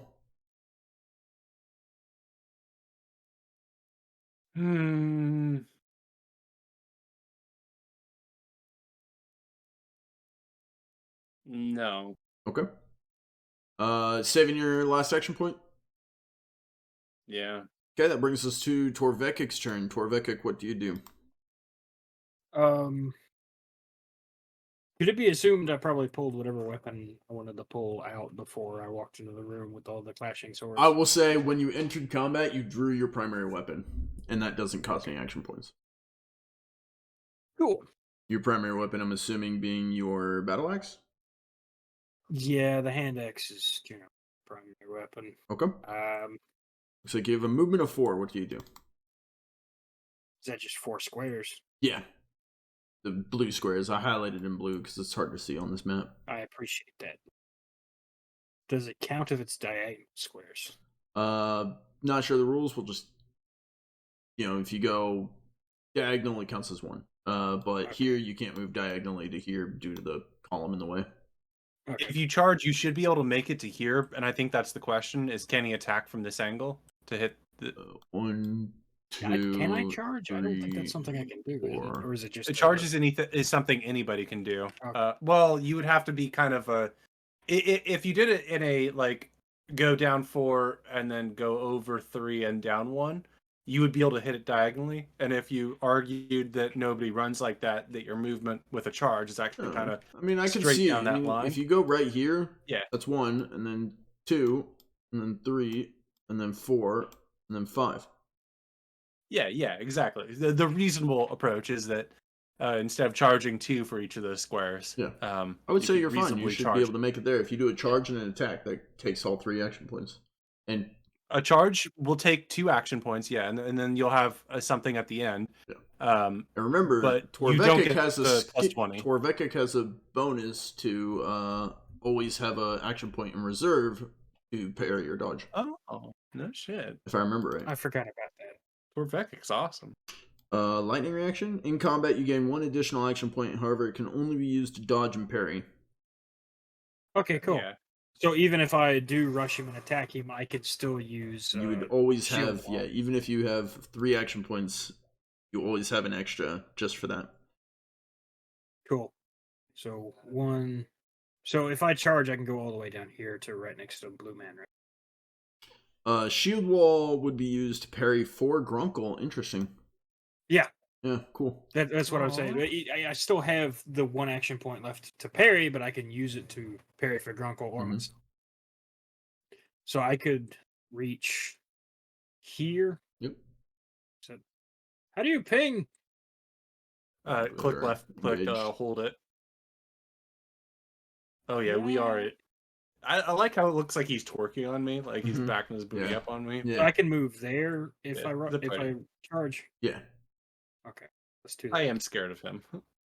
I'll move there. Well, so far, it hasn't been a very climactic fight. And try and hit him. I'm terrified of combat in this system. So I'm gonna move there, try and hit him with the axe, and keep the shield up. Okay. Just in case. So roll your attack, and you're gonna put a 1 where it says any extra fury dice. Okay, so that would be in Trappings. battle axe. I forget how to do this. Okay, here we go. Battle axe. And you said 1 additional fury die. That's from your charge. Yep. All right, and nothing else changes. Don't believe so. Cool. Success. Lock him up! Yeah. He has a parry. He had a parry stored, saved away just for this moment. Oh, what? Okay. I'm gonna reroll with my misfortune. Parried. I hate that noise so goddamn much. Even if I get it. I'll figure out how to turn it off. I'm sorry. Clang! Yeah, it is bad. So he just runs up, swings with the axe. Yeah, basically he reaches out his hand to parry it, and then he brings his sword in front and blocks it. Well, Grunkle, funny seeing you here. Okay, that brings us to his turn. Fun. Man, that was so close to failing too. That was You 46 did out of good, 50. You did good. Okay, he's gonna. Right now, Grunkle's hit him, so he's gonna go after Grunkle again. What I'm gonna do, actually, you know what? What I'm gonna do is I'm going to. You could roll like a D4 and say that I'm 1 through 3 and that Torvekek the newcomer is 4.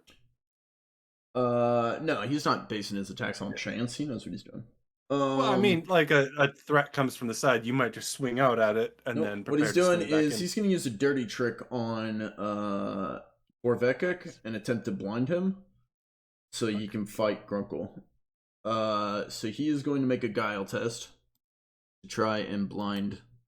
Fuck, I don't have any misfortune. So, okay, he throws some mud at kicks up some mud at Torvekek's face before swinging on Grunkle. Torvekek, you easily just move your head out of the way. The mud flies past you. And then he is going to. Okay. If I can remind Mr. Unyielding, Uh-huh. we have 2 enemies now. Probably should save 2 points for parry dodge. Yeah, well, you're not getting away with that. I'm attacking. I'm just gonna do a regular attack because I do still need to at least have 1 parry. All right. Got an And 8. I'm gonna parry it. Maybe. The only reason is when engaged with an ally and they fail to parry or cannot do so. Grunkle still has a parry. So he has to try and parry. Yeah, so- Yeah, Grunkle is if Grunkle fails, you can also parry for him, so he still has to get past both your parries. Grunkle. Oh, he succeeds at parrying. Grunkle. Wait. Fuck you, Grunkle. Sorry. The hell? Yeah. Okay. Okay. Grunkle parries that one too. Dang. Now, granted, for everyone watching, I don't know if we have the parry rules exact. I tried to find it in the book real quick. I couldn't. I'll find it later. We're just gonna try and get through this combat and learn. So, all right. He's saving his last one to parry you guys. That brings us to Grunkle. Okay. Grunkle hates those noises, and he doesn't like people blocking him, so he's gonna go with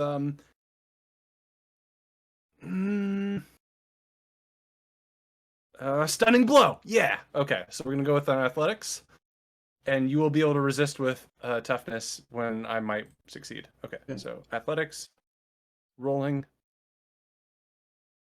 Anyways, Okay. You want to reroll? I just bounce off his beautiful abs. You're more than welcome to reroll. Grunkle admire. No, Grunkle's just gonna take that one. And then he's going to swing with his mortuary sword with the other hand. Critical failure. You swing your mortuary sword. He blocks it with his sword, and you see a huge chunk comes out of your mortuary sword. Oh no! Fuck me. Yeah. This is it's not broken, toy but like sword. it's chipped, like it's cracked. Yeah, I'm gonna save my last action because I don't. I did a perilous and I did an attack. I don't have any. Oh no, actually, I would like to attempt to do inspiring words with a special action. I was gonna say you can spend your last action point because technically Torvekek can block for you. Yeah, So whichever one of you he attacks, Torvekek can block. I would like to inspire Torvekek. Okay. Using a leadership role, I am currently unharmed, so that says I should have a +20, or it should be an easy, I should say. And if successful, a number of allies equal to your friendship bonus, aka fellowship bonus, 4, who can clearly see and hear you, are immediately inspired. While inspired, allies temporarily add +1 to their damage and peril thresholds. And there's rules for if it's a critical success, but I'm not going to succeed at this. I just want to. Under the actual book is where it says it turns into an easy test. I didn't see that on the. I didn't see that on the quick sheet. Oh yeah. There's a scale that says. Well, the entry part is once during combat you may attempt a leadership test. Depending on where you are on the damage condition track, the difficulty rating of the leadership test eases or gets worse. So when you're unharmed, it's +20. But if you're trying to do leadership while, say, seriously wounded, it's challenging, -10. So the better your leader is doing health-wise, the better a leadership test will be, I guess. Okay. It's flip to fail, so Torvekek. Torvi, I believe in you! Would you like to reroll? No. Okay. Was that with the... Inspiring. Was that an easy test? Oh, no, it wasn't. Well, that still would have been a 65 out of 75. Or 75 out of 65. Well, it flips to fail, so that's... Yeah, and you rolled a 75. Which still wouldn't have passed a 65. Yep, yeah, you're right. No, I see what you mean. Yep. Did you didn't want to reroll? Now knowing that you only need to be a 65? Don't do it. He just wants that fortune point. Of course I do. I mean, you guys want him too. It's not worth just so greedy over there, Torvi. Just stay uninspired. Yeah, the inspiration. Yeah, no. It's fun to try, but Grunkle's not a leader yet. All right, Torvik's turn. Good lord, I have an abundance of points, and I don't quite know what to do with them. Sales pitch, though, Wrath, I do want to say. I mean, disarm, dirty trick, stunning blow. Those are the 3 good perilous stunts you could roll. Dirty tricks is if you have guile. Guile is based on fellowship. Disarm is based on coordination, which is agility, and stunning blow is based on athletics, which is brawn. So whichever skill you have trained should be kind of your side thing. Of course, Splinter Shield is here, but he doesn't have a shield, so that doesn't really matter. Does stunning blow take 2 points or what? It takes 1 point. Okay. And that's why I keep using it. But you could also do a called shot. It's an attack action, so you could do any of the things I just mentioned, but instead of doing a melee attack that costs 1 point, you could do a called shot that costs 2 points. There's some additional rules there. It can increase the difficulty rating. The foe cannot dodge or parry a called shot, but there are more rules to that if you really want to do that. But you can still save a point to parry or whatever. Well, I have the point that just sits around I could use to parry. You could also aim. You could do an aim and attack rather than doing a called shot, to make it so your attack is more likely to hit at least somewhere. So you could do like stunning blow, aim, melee attack. No, wait, hold on. Where's aim? Sorry, I've once I found where the rules are for this, I'm just things. Yeah, there's a lot of options. That's why Take it's good aim to is the be action. reading and prepare your attacks. I mean, obviously, our first combat, but in the future, like we all need to be preparing our attacks beforehand, me included, because I'm still learning this as well. So with take aim, you can do it 1 or 2 action points. Mm-hmm. You give a plus 10 or a plus 20%. Yeah, so you could also try a litany of hatred if you feel like your intimidate's good. Intimidate based on brawn. Yeah, so it looks like there's like 3 basic categories that you can do one of each. It's the attack, perilous stunts, and special actions. On pages 245 to 249, technically. Alright. I'm gonna try Litany of Hatred, then aim, then a melee attack. Okay. Litany of Hatred. I need an intimidate test from Torvekek. And Litany of Hatred has a bonus based on how injured you are. Unharmed, it says plus 20 to intimidate. Lightly wounded, plus 10. Moderately wounded, plus 0. Minus 10 when you're seriously. So base chance modifier, I need to do plus 20. Yeah.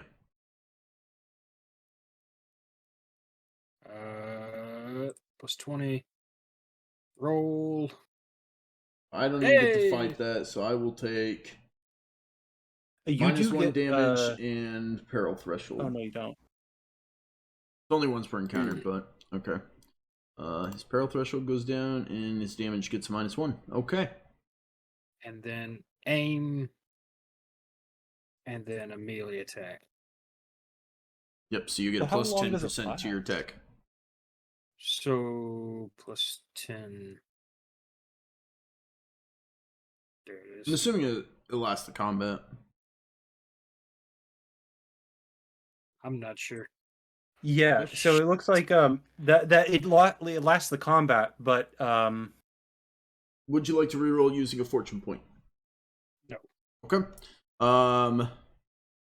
His turn.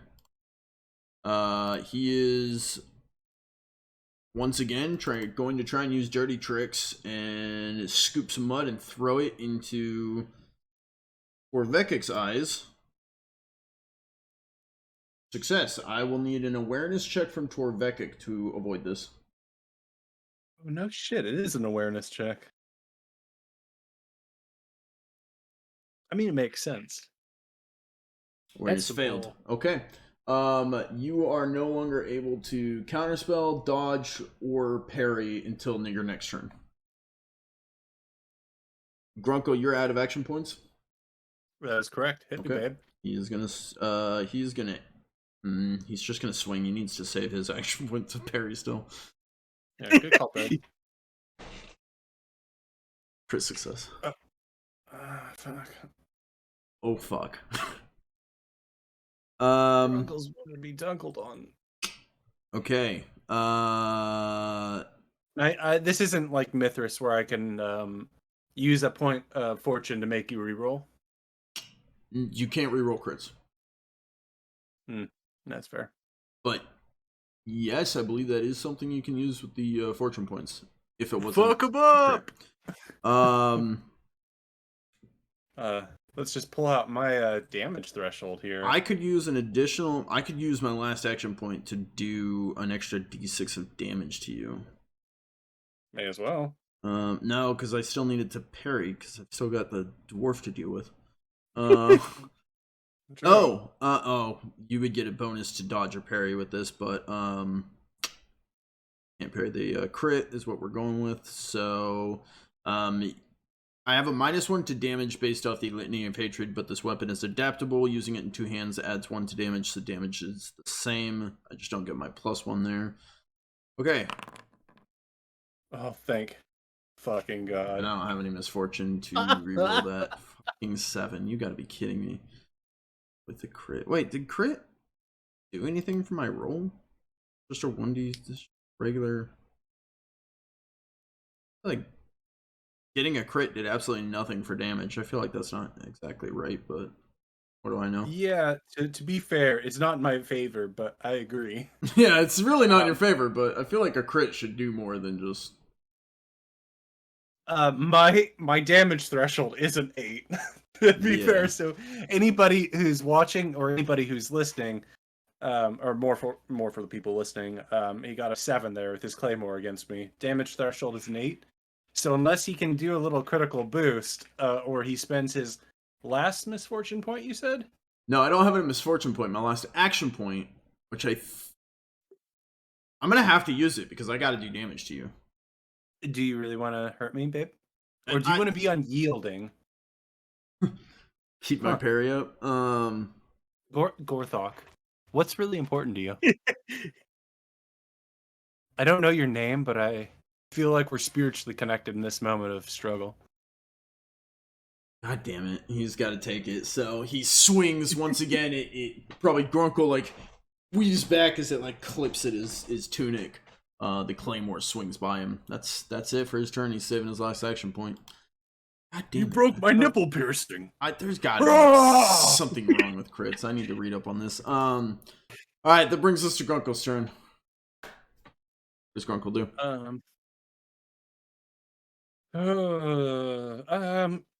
Honestly, disarming him would be a great advantage. So I'm gonna keep going on that, even though coordination is not my Jiminy Jam.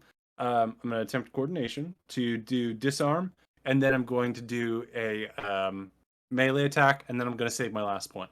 So here's coordination for disarm. This is a fail. That's not. Okay, never mind. It was like 42 so out of 45. in that case, you may also make a resistance coordination test. For disarmed. Well, he's definitely not trying to be disarmed, so coordination, not a strong skill for him. Yep. And you guys won't give me any fucking We got the same roll. It's like we did the same move, but my move was just slightly more coordinated. Yeah. All right. Do you want to resist? Sorry. Sorry, would you like to use a misfortune point? You guys won't give me any. Oh, I keep thinking you have like one left over. You guys don't see the fortune tracker right here? I see the fortune tracker. I thought that. There's no misfortune points over there. Yeah. They're all fortune points. Might be. Okay. Yeah. So lose weapon, cannot use primary hand until next turn. The foe loses the weapon they were fighting with. It is being thrown 3 yards away. I don't know why it's such a specific number. Okay, and so now I'm using my melee attack, I guess. Okay. Sorry. I feel like I'm punishing you. No, this is... I'm punishing me, though. Yeah, this is quite the combat. All right. I want to re-roll that. Okay. I'm gonna give Don't do it, Pickle. I want to give you a fighting chance. Don't do it, Pickle. By giving you a fighting chance. I was like, you're actually hitting him. That's good for you. Oh, fuck. You guys are like, I'm never giving you fortune points, except you can see that it's worth it, because now you're going to do damage. Except you rolled the wrong thing. Yeah, I rolled the wrong thing. How have you been doing so good? Okay, well, we know... You want me to re-roll with Mortuary Sword? Re-roll at least Mortuary Sword. Roll, or... Yep. Okay. Roll with Mortuary Sword. Re-roll. There you go. Okay. And now you'll do damage. 9. That would hurt me. I don't know if it would hurt him. It does.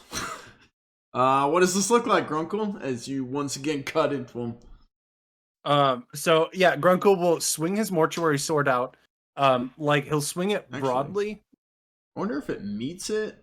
Does it do damage? It must, yeah. We'll say it does. Yeah, I believe it's the number you have to hit to do damage. Yeah. Continue. Sorry.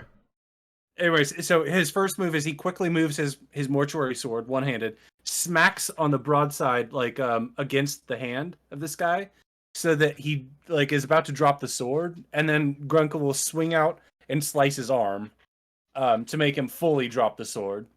Like, because it was two-handed, so he hit it with the one move and then slashed with the other to get both hands off the sword. So now he's disarmed and assumably has an additional wound. No wounds yet. No, like injuries yet, but he is No down. injuries, but he's Yeah. moved down on the Yeah. damage. Yep. Okay, He did. yeah. That's what I meant by Yeah. wounds. Yeah, you're like right. I made a slash on his arm is what I meant. Yep, you're absolutely right. So he's got a cut into his chest and a cut into his arm. It is that was 2 action points for Grunkle. Yes, and he'll save the third to pull his sword back and regain composure. All right, that brings us to Torvekek. I wanted to give you guys like a good fight, but I feel like you're just kicking his ass, which is great for you guys. Yeah, no, you're giving us a good fight. Yeah. God, this guy feels like a boss. So Not even close. He hasn't done anything. I'm scared. He has a sword. No, he doesn't. It's bigger than knocked it out of his bigger hand. than mine. And now it's on the floor. Anyways. Hey, Pickles. Yeah. Does Litany of Hatred stack? I don't believe so, but let me check really. Doesn't matter. You can only use it once per encounter. Yep, okay. you can only use it once per per combat. That's true. I will same with aim leadership. twice. So I you will can do aim- leadership. What does leadership do? It's the Inspiring opposite. It's where you're trying to inspire me with your leadership skill, but Called leadership is inspiring a words. You fail. roll leadership to use it. Leadership is trained. Oh no shit! So it's not flip to fail. It is plus 10. So it's basically you. All you need to do is you make a leadership test. If you succeed, then you're using inspiring words to boost your allies. Plus 1 damage and peril threshold, which I believe you guys are already up on the peril threshold, so that's not a problem. But So I'll do a leadership and then aim and slice. okay, So no extra modifier or anything for leadership. same thing. Plus 20 if you're uninjured. okay. That is correct. If you are an unharmed, it's a plus 20 leadership test. 21. Oh, I'm inspired! Yes! Grunkle. Smash. All this means okay. is your guys' next combat's going to be very fucking interesting. Yeah, gonna be no, prepared we're gonna next have a time. bad time next time. And then I need to do aim and attacks, trappings, battle axe, plus 10. Got it. Yes! You got it. He can't parry because Grunkle stole his weapon, so damage. I mean, he could parry with his 18. Good lord. Jesus Christ! Fucking Sorry, kidding I didn't me. mean to swear. Holy fuck. Yeah, that's not. You don't want Grunkle is to looking at his little toothpick sword and being like, you don't want to get hit by Torvekek's axe, apparently. Fun fact, I don't know if you know this, but your weapon's also adaptable. So when you're wielding it in 2 hands, you add 1 to damage. Which I'm pretty sure you're using it in 2 hands. No, I'm using it in one hand so I can use the shield to parry. oh, Because shield wall requires me to have the shield out to parry for friends. Okay. That's cute. Yep, your metal That's shield. cute. I see it. Okay. Neat. You know your camera's been going out all night? Mine? Is. Really? You not see Oh, that, it hasn't Pickles? been going out on my end. No. No? Oh, really? Actually, my camera has been going like as if I'm like a PlayStation 1 era via what is it when it's like a video, but it was that early video Yeah, capture where it's a little bit. What I'm laggy. seeing on his is it looks like I don't know, when you watch a VHS tape all the way to the end and it just goes at the very end. Yeah, I see that too. But I'm- my camera hasn't gone out. I'm seeing Now a your little camera just came pixelation back. from my angle. Weird. Like okay. that's just Apparently it's my just internet me. sucks. So for everyone watching the video, I don't know. Okay. You what does this look like from Torvekek as you bring him 2 more tracks down the injury or wounds? Damn. Oh, Torvekek's the boss. His swing it. his damage dice exploded. That's what's up. Swing the axe at his chest, embed a little bit in his chest, and pull it back out. Okay. His turn. Berserker Rage, Berserker Healing, Berserker Regeneration, Berserker Accuracy. I like that the axe I have, by the way, the description says this weapon is vicious and heavy, often favored by dwarves and berserkers. Yeah, jealous. I've always been jealous, but I'm not going to rip you limb from limb and eat you for your own axe. It's a terrible way to end a friendship. Okay. You guys both see he spits out blood, turns, and begins running for this door. You guys both have a chance to attack if you choose to do so. I will take it. Okay. I will let you know he has a +3 to his damage threshold. You will need to hit a 12 or higher on damage. Roll your attack. Do I go first, or? Yes, because you said you're making the attack. Okay. Mortuary sword. No bonus. Would you like to reroll?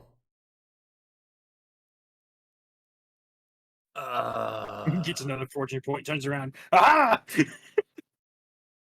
No. Grunkle's gonna pull the blow because if he's going to flee, Grunkle doesn't want to slay him.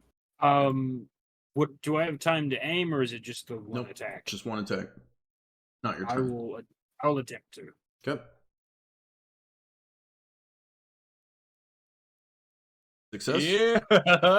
Roll damage. 9 of 59. 16. I'm curious if I can use my misfortune to make you reroll that. No. Okay, so that uses your fortune point. Sorry. I was looking at. Okay. How do you do this, Torvekek? He's turning around and running. I'm going to swing the axe and embed it in his back and pull it back out. Oh, he's dead. Okay. You see Gorthak the Unyielding spit blood turn and an axe cleave into his back as he falls to his knees, breathes out, looks up to Grunkle, and falls forward dead. So, Torvekek just puts the axe on his shoulder again. Do you want to explain to me why Blue Man was trying to kill you? Grunkle is going to immediately move to his knees and like turn Gorthak the Unyielding over and hold his head and like gently lay him to rest on the floor here. And Grunkle will do some finger movements that he thinks like are a little religious or something he saw once. He'll touch his forehead, he'll touch his chest, and then he'll touch the forehead and chest of Gorthak the Unyielding, and he'll say, "May whatever curse that haunted you and your family be broken, with your blood being shed." Yeah, that's probably how it works. Torvekek, this man spat upon the floor of this throne room and thought that I was responsible for the curse on his family. I did hear that your people are kind of invading the country and casting curses, burning villages. You know, the usual. I suppose that is true. But I didn't do anything personally. I'm trying to help town. This castle, it makes me remember the good parts of my culture. My empire that I come from. Such a beautiful castle, Torvekek. I saw a room with tables and chairs, like a war room, where people would plot their advances on territories. I saw a found the guy in tower. the cell. What? What? Yeah, he got yanked like Wilfa. Oh, well, that decreases the quality of this this real estate right here. He But- said the elder did it to him. The elder? Yes, the one that went poof in the middle of the ceremony. Why?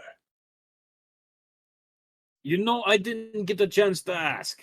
Well, Grunkle may need to talk to him. Now you think about it, Torvekek, that's the third time you've seen someone poof. Yeah, it's starting to piss him off a little bit. Well, Grunkle just trying to figure out what is going on in this place, and this guy didn't want to communicate or be diplomatic. But, Grunkle's gonna put his mortuary sword away and move over to that claymore sword. You said it was. Grunkle did draw his weapon first, But no one else saw that, so Yeah, Grunkle got scared. Victor gets to write the history book. Grunkle wants to inspect the claymore. You said it was a bit improvised. Wasn't the highest quality. Yep. But Grunkle would like to pick it up and add to inventory? No. Okay, Just sorry. kidding, stand by. It's part of like the environment. I can't actually back up. Yeah, you just get to look at it. It's there. You can see it. Well, Grunkle earned it!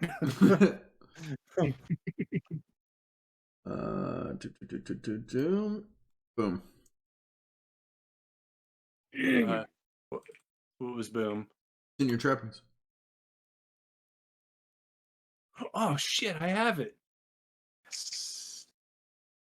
Ooh. I'm gonna swing it a few times. Grunkle, you pick up this large sword. It can definitely, actually, let me double check the wordage on this. An enormous sword that takes 2 hands to wield. It can slice the head off a stallion in one swing. It is oftentimes conflated with a bastard sword, the namesake of the bastards who wield them. So referred to as either bastard sword or a claymore. This large, imposing sword is definitely not the best quality. You can see it also has dents in it, similar to your own sword. However, it, give or take, is about 1.5 to 2 times the size of your mortuary sword. Grunkle is going to turn to Torvekek, and like a child that has gotten what he wants on Christmas, Grunkle is going to be like, do you see this, Torvekek? Torvekek kind of just squints at it. It is a sword. No, Grunkle has a sword like a real ogre does. It's almost like I'm not Grunkle anymore. He'll like swish it around the air, and then suddenly he'll stop and say, "Also, Grunkle have information on the storm front." He'll like lean his sword on his shoulder. Grunkle did find one of 2 ingredients for Granny Evelyn. He found the serpent leaf essence and has filled up barrel, mostly, somewhat, enough, and seeks one more thing, moonlit moss at the crossroads. How are you doing on your quest for Bjorn? I didn't quite get what I needed to get because I had to come find you. What do you mean come Oh yeah, cause this fight, yeah. Yeah, I appreciate you helping me out there. I don't know if I would have been able to have done it without you. No problem. But this is a beautiful castle, is it not? It's all right. Oh, Torvekek. Grunkle is going to put his hand very gingerly, the one not holding the sword, very gingerly on Torvekek's shoulder and say, Grunkle, think we have new operation station. We could get the little ones. I saw a tower in some room with crayon drawings on the floor. And Grunkle thought maybe they could have a workshop. We could operate a war room. Grunkle think maybe there's more to this place than we think. And also, Grunkle think most importantly, bar right outside of castle. No, I was having the same idea when I first found this place, that maybe instead of digging hole, we try and rebuild. Yeah, Grunkle not even see castles. Grunkle is castle blind. Weird phenomenon. Well, it was mostly that I was drinking the tub of soup when I arrived, but a soup blind ogre is not a good thing. Soup blind? Yes, common fact. When an ogre overeats, they often find need to lay on floor and not really take in surroundings.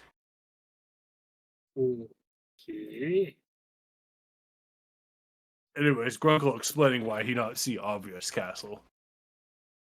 Well, I didn't see it either, so I can't really say anything. So It's not really all that obvious. It's a pile of rubble.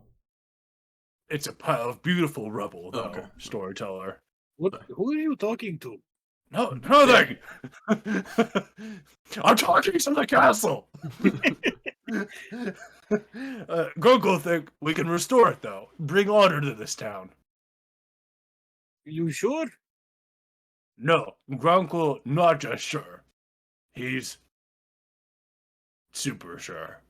The body at your guys' feet ignites on fire as you stand fuck! over it. That is interesting. As the whole body. Grunkle's is gonna engulfed in swing his flames. sword in the air above it, like a couple times.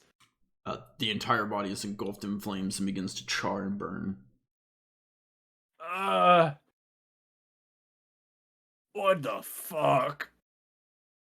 Right. That is concerning. Yeah, it's concerning, yes, but this building still has a lot of opportunity, I think. This is still a good throne room. The random bodies catching on fire is fine. We can work around that. That just means that when we have assassins and they attack our king, we slay them and the body disposes of itself. That's fine. Convenient disposal. It's fine. Grunkle not really sure of which way out. Can you help find out? I'm going to be honest with you. I have no idea either. Okay, well,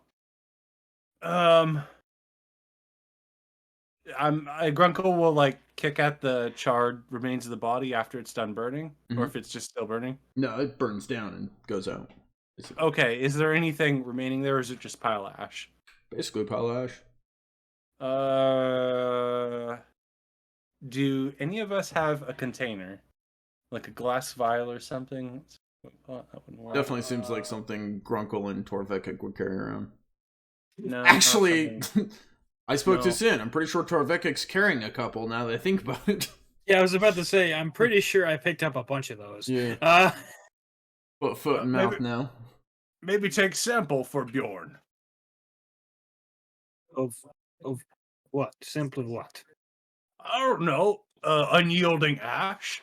That sounds like something all of those wizard fucks talking about all time. They're like, oh, I've got Bjorn of Newt, and I've got Huff of Dry, and this is Ash of Unyielding. But we made it yield. You made it yield, Torvekek. It's hard to not yield in front of Axe. Yes, Technically, you just stabbed a guy in the back. Grunkle find He's a Victor's dwarf, write the not a history knight. books. Yeah. much, He's a much dwarf, not a honor. knight. He doesn't care. Grunkle saw much honor in your attack. As Grunkle went to attack and was like, no, there's no honor in this. And then Torvekek does it and he goes, yeah! There's no honor in this, Torvekek.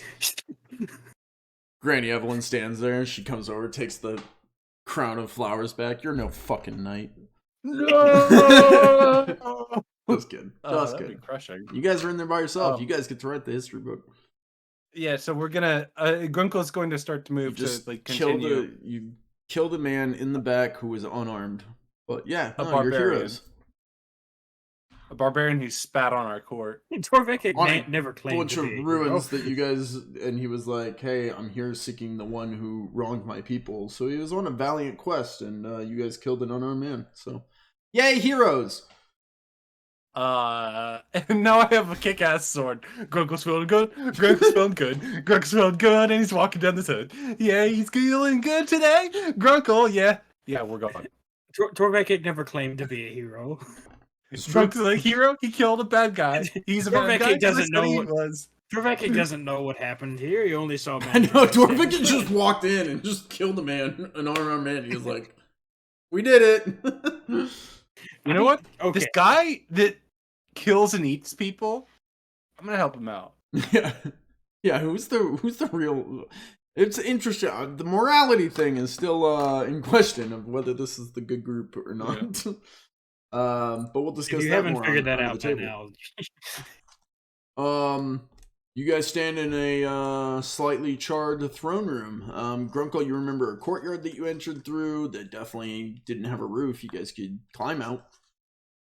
Maybe climb, get a bird's eye view of where to go. I'm good with athletics, so if there's a way that I can see where I could try and climb out, then I'll try that. Yeah, you could try that. You also remember a tower. There was the room that had the crayon drawings. Mhm. I don't want to go in there. I want to climb. Okay. All right. Grunkle goes to initiate reroll. No. Grunkle goes to climb the wall, gets about halfway up, and then his hand slips and it just slides back down. Oh, the algae. Yeah. so how did that go? Not as good as I thought. I can't remember. Did I ever go pick up that pickaxe? Nope. Shit. Just gonna use Well- it as like a climbing pick or something. Unless you want to try and climb up, Mr. Torvey, I guess we should keep on walking. I have an idea, but I hate it already. Oh, tell Grunkle. Throw me. Okay. Okay, yeah. Grunkle can do that. Don't throw me over.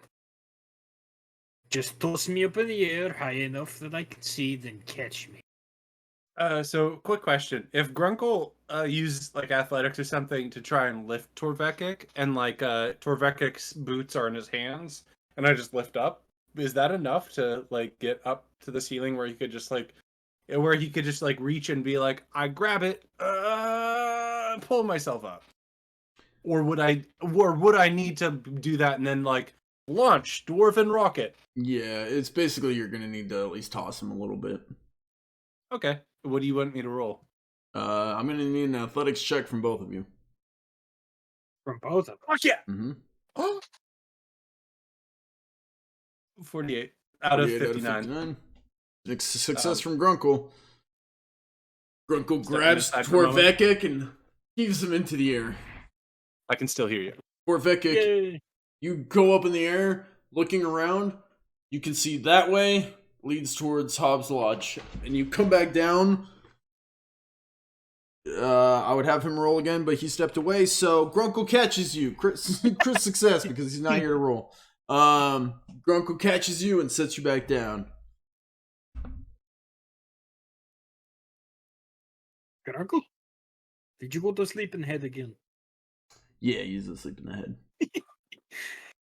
But you know which way is, do you just grab him by the hand and, like, lead him that way? Yeah, just start dragging it. Okay. He just absentmindedly starts drooling and just following you.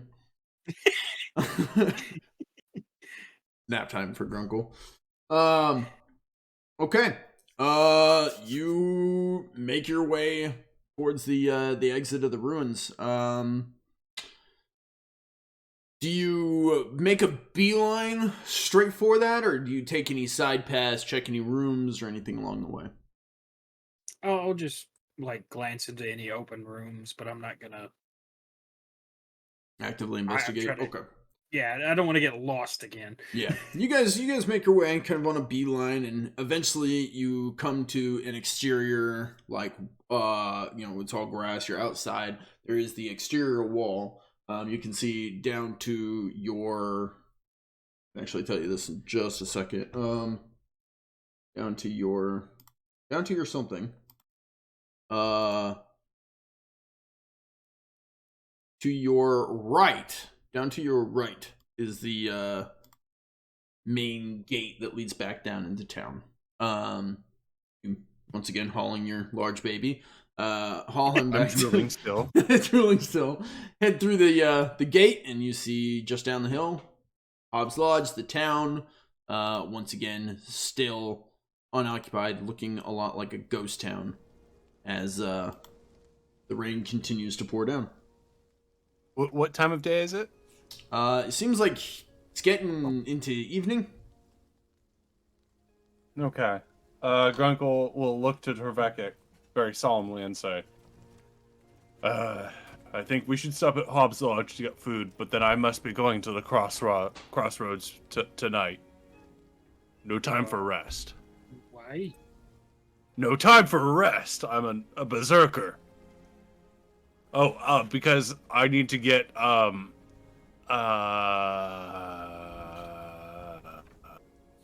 moonlit moss that Granny Evelyn told me would be at the crossroads. And perhaps I can find some silent blood rose while I'm there. It also only blooms at night. And there was some bloodshed there a while back. Maybe it still grows. I don't know. Need to go there as soon as possible to save town. Look. Ghost town. Grunkle, gestures broadly with his non-sword hand. Grunkle must make quick movement. That does not mean that we are skipping Hobbs Lodge for dinner and a few beers. That just means that Grunkle will not rest. Okay. So are you going now or going later or? Oh, Grunkle, after the end of conversation, Grunkle is going to go to bar, Hobbs Lodge. He's going to get a bunch of food, get a bunch of beer, and then he's going to go to Crossroads tonight. And hopefully around 4 a.m. or something, Grunkle will make it to the Crossroads, I guess, and start harvesting. Then Grunkle will travel back here. Then Grunkle will rest. So this is for your last things to gather for crazy old lady. Yeah, Moonlit Moss is for... Sorry, Grunkle has to move camera around because wife is home. Moonlit Moss for Granny Evelyn will combine with the Serpent Leaf Essence in barrel to do something that will help town tremendously.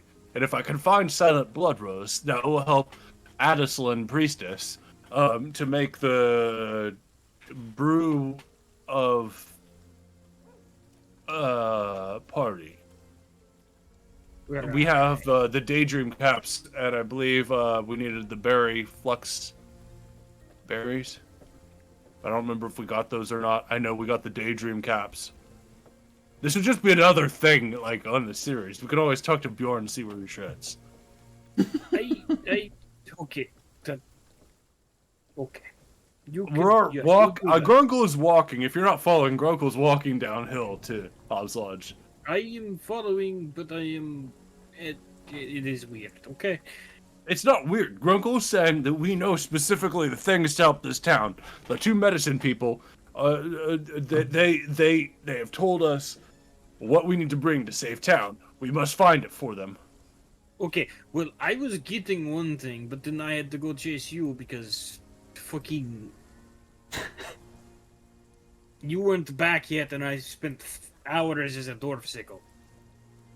Oh no, a dwarf sickle? Yeah, Grunkle hasn't even heard that you froze all night. Oh, Grunkle's gonna give you a hug as we're walking. He'll wrap his arms around you. You can smell his thick, oily sweat that smells like olive oil mixed with vinegar. At that moment, I need two things from you. Each of you to roll a resolve check, and each of you to roll an awareness check. Come on. Resolve, good. Yeah. 7 out of 42. Thank you. An awareness, you said? An awareness, yep. Jesus. I failed mine, but mine was just a 93 out of 45. Torvekek with the 100. Can I get a resolve check from Torvekek? I'm looking for resolve. There it is. It's on the left of the skills. Wow, Yeah. Shit. 2 Damn. crits, Jesus. As you hug you're trying to Torvekek, his body collapses in your arms. As you look at him, he is pale. His eyes are bloodshot. Now that you're out of the ruins, you can kind of see him better. You see blood coming down from his nose. As his voice is raspy. And Grunkle, you hear just in the distance north of you. Fuck ye, bitches! Is that dibs? Get some. No. Dibs it more like this. Oh yeah, you're right. You're right. Nope. You just hear "fuck you, bitches," like echo "bitches" from the distance, somewhere in town, north of you, as Torvekek collapses in your arms. And it's, you know what? It's at this point that we are going to call this episode. Okay. Yeah, I think this is a good spot. So, Why am I always almost dying at the end of the episode? What the fuck, man? You don't have resolve like G-Train here, Yeah. Grunkle. With the troll vanquished, Grunkle and Torvekek have taken a moment, kind of catch their breath. Oh my They God. survey the aftermath of the battle, equipping a We new killed the Claymore troll? soul. Yeah. Blue skin giant was just there. There was a Grunkle whole doesn't scene. see race. Okay. Collecting a new sword.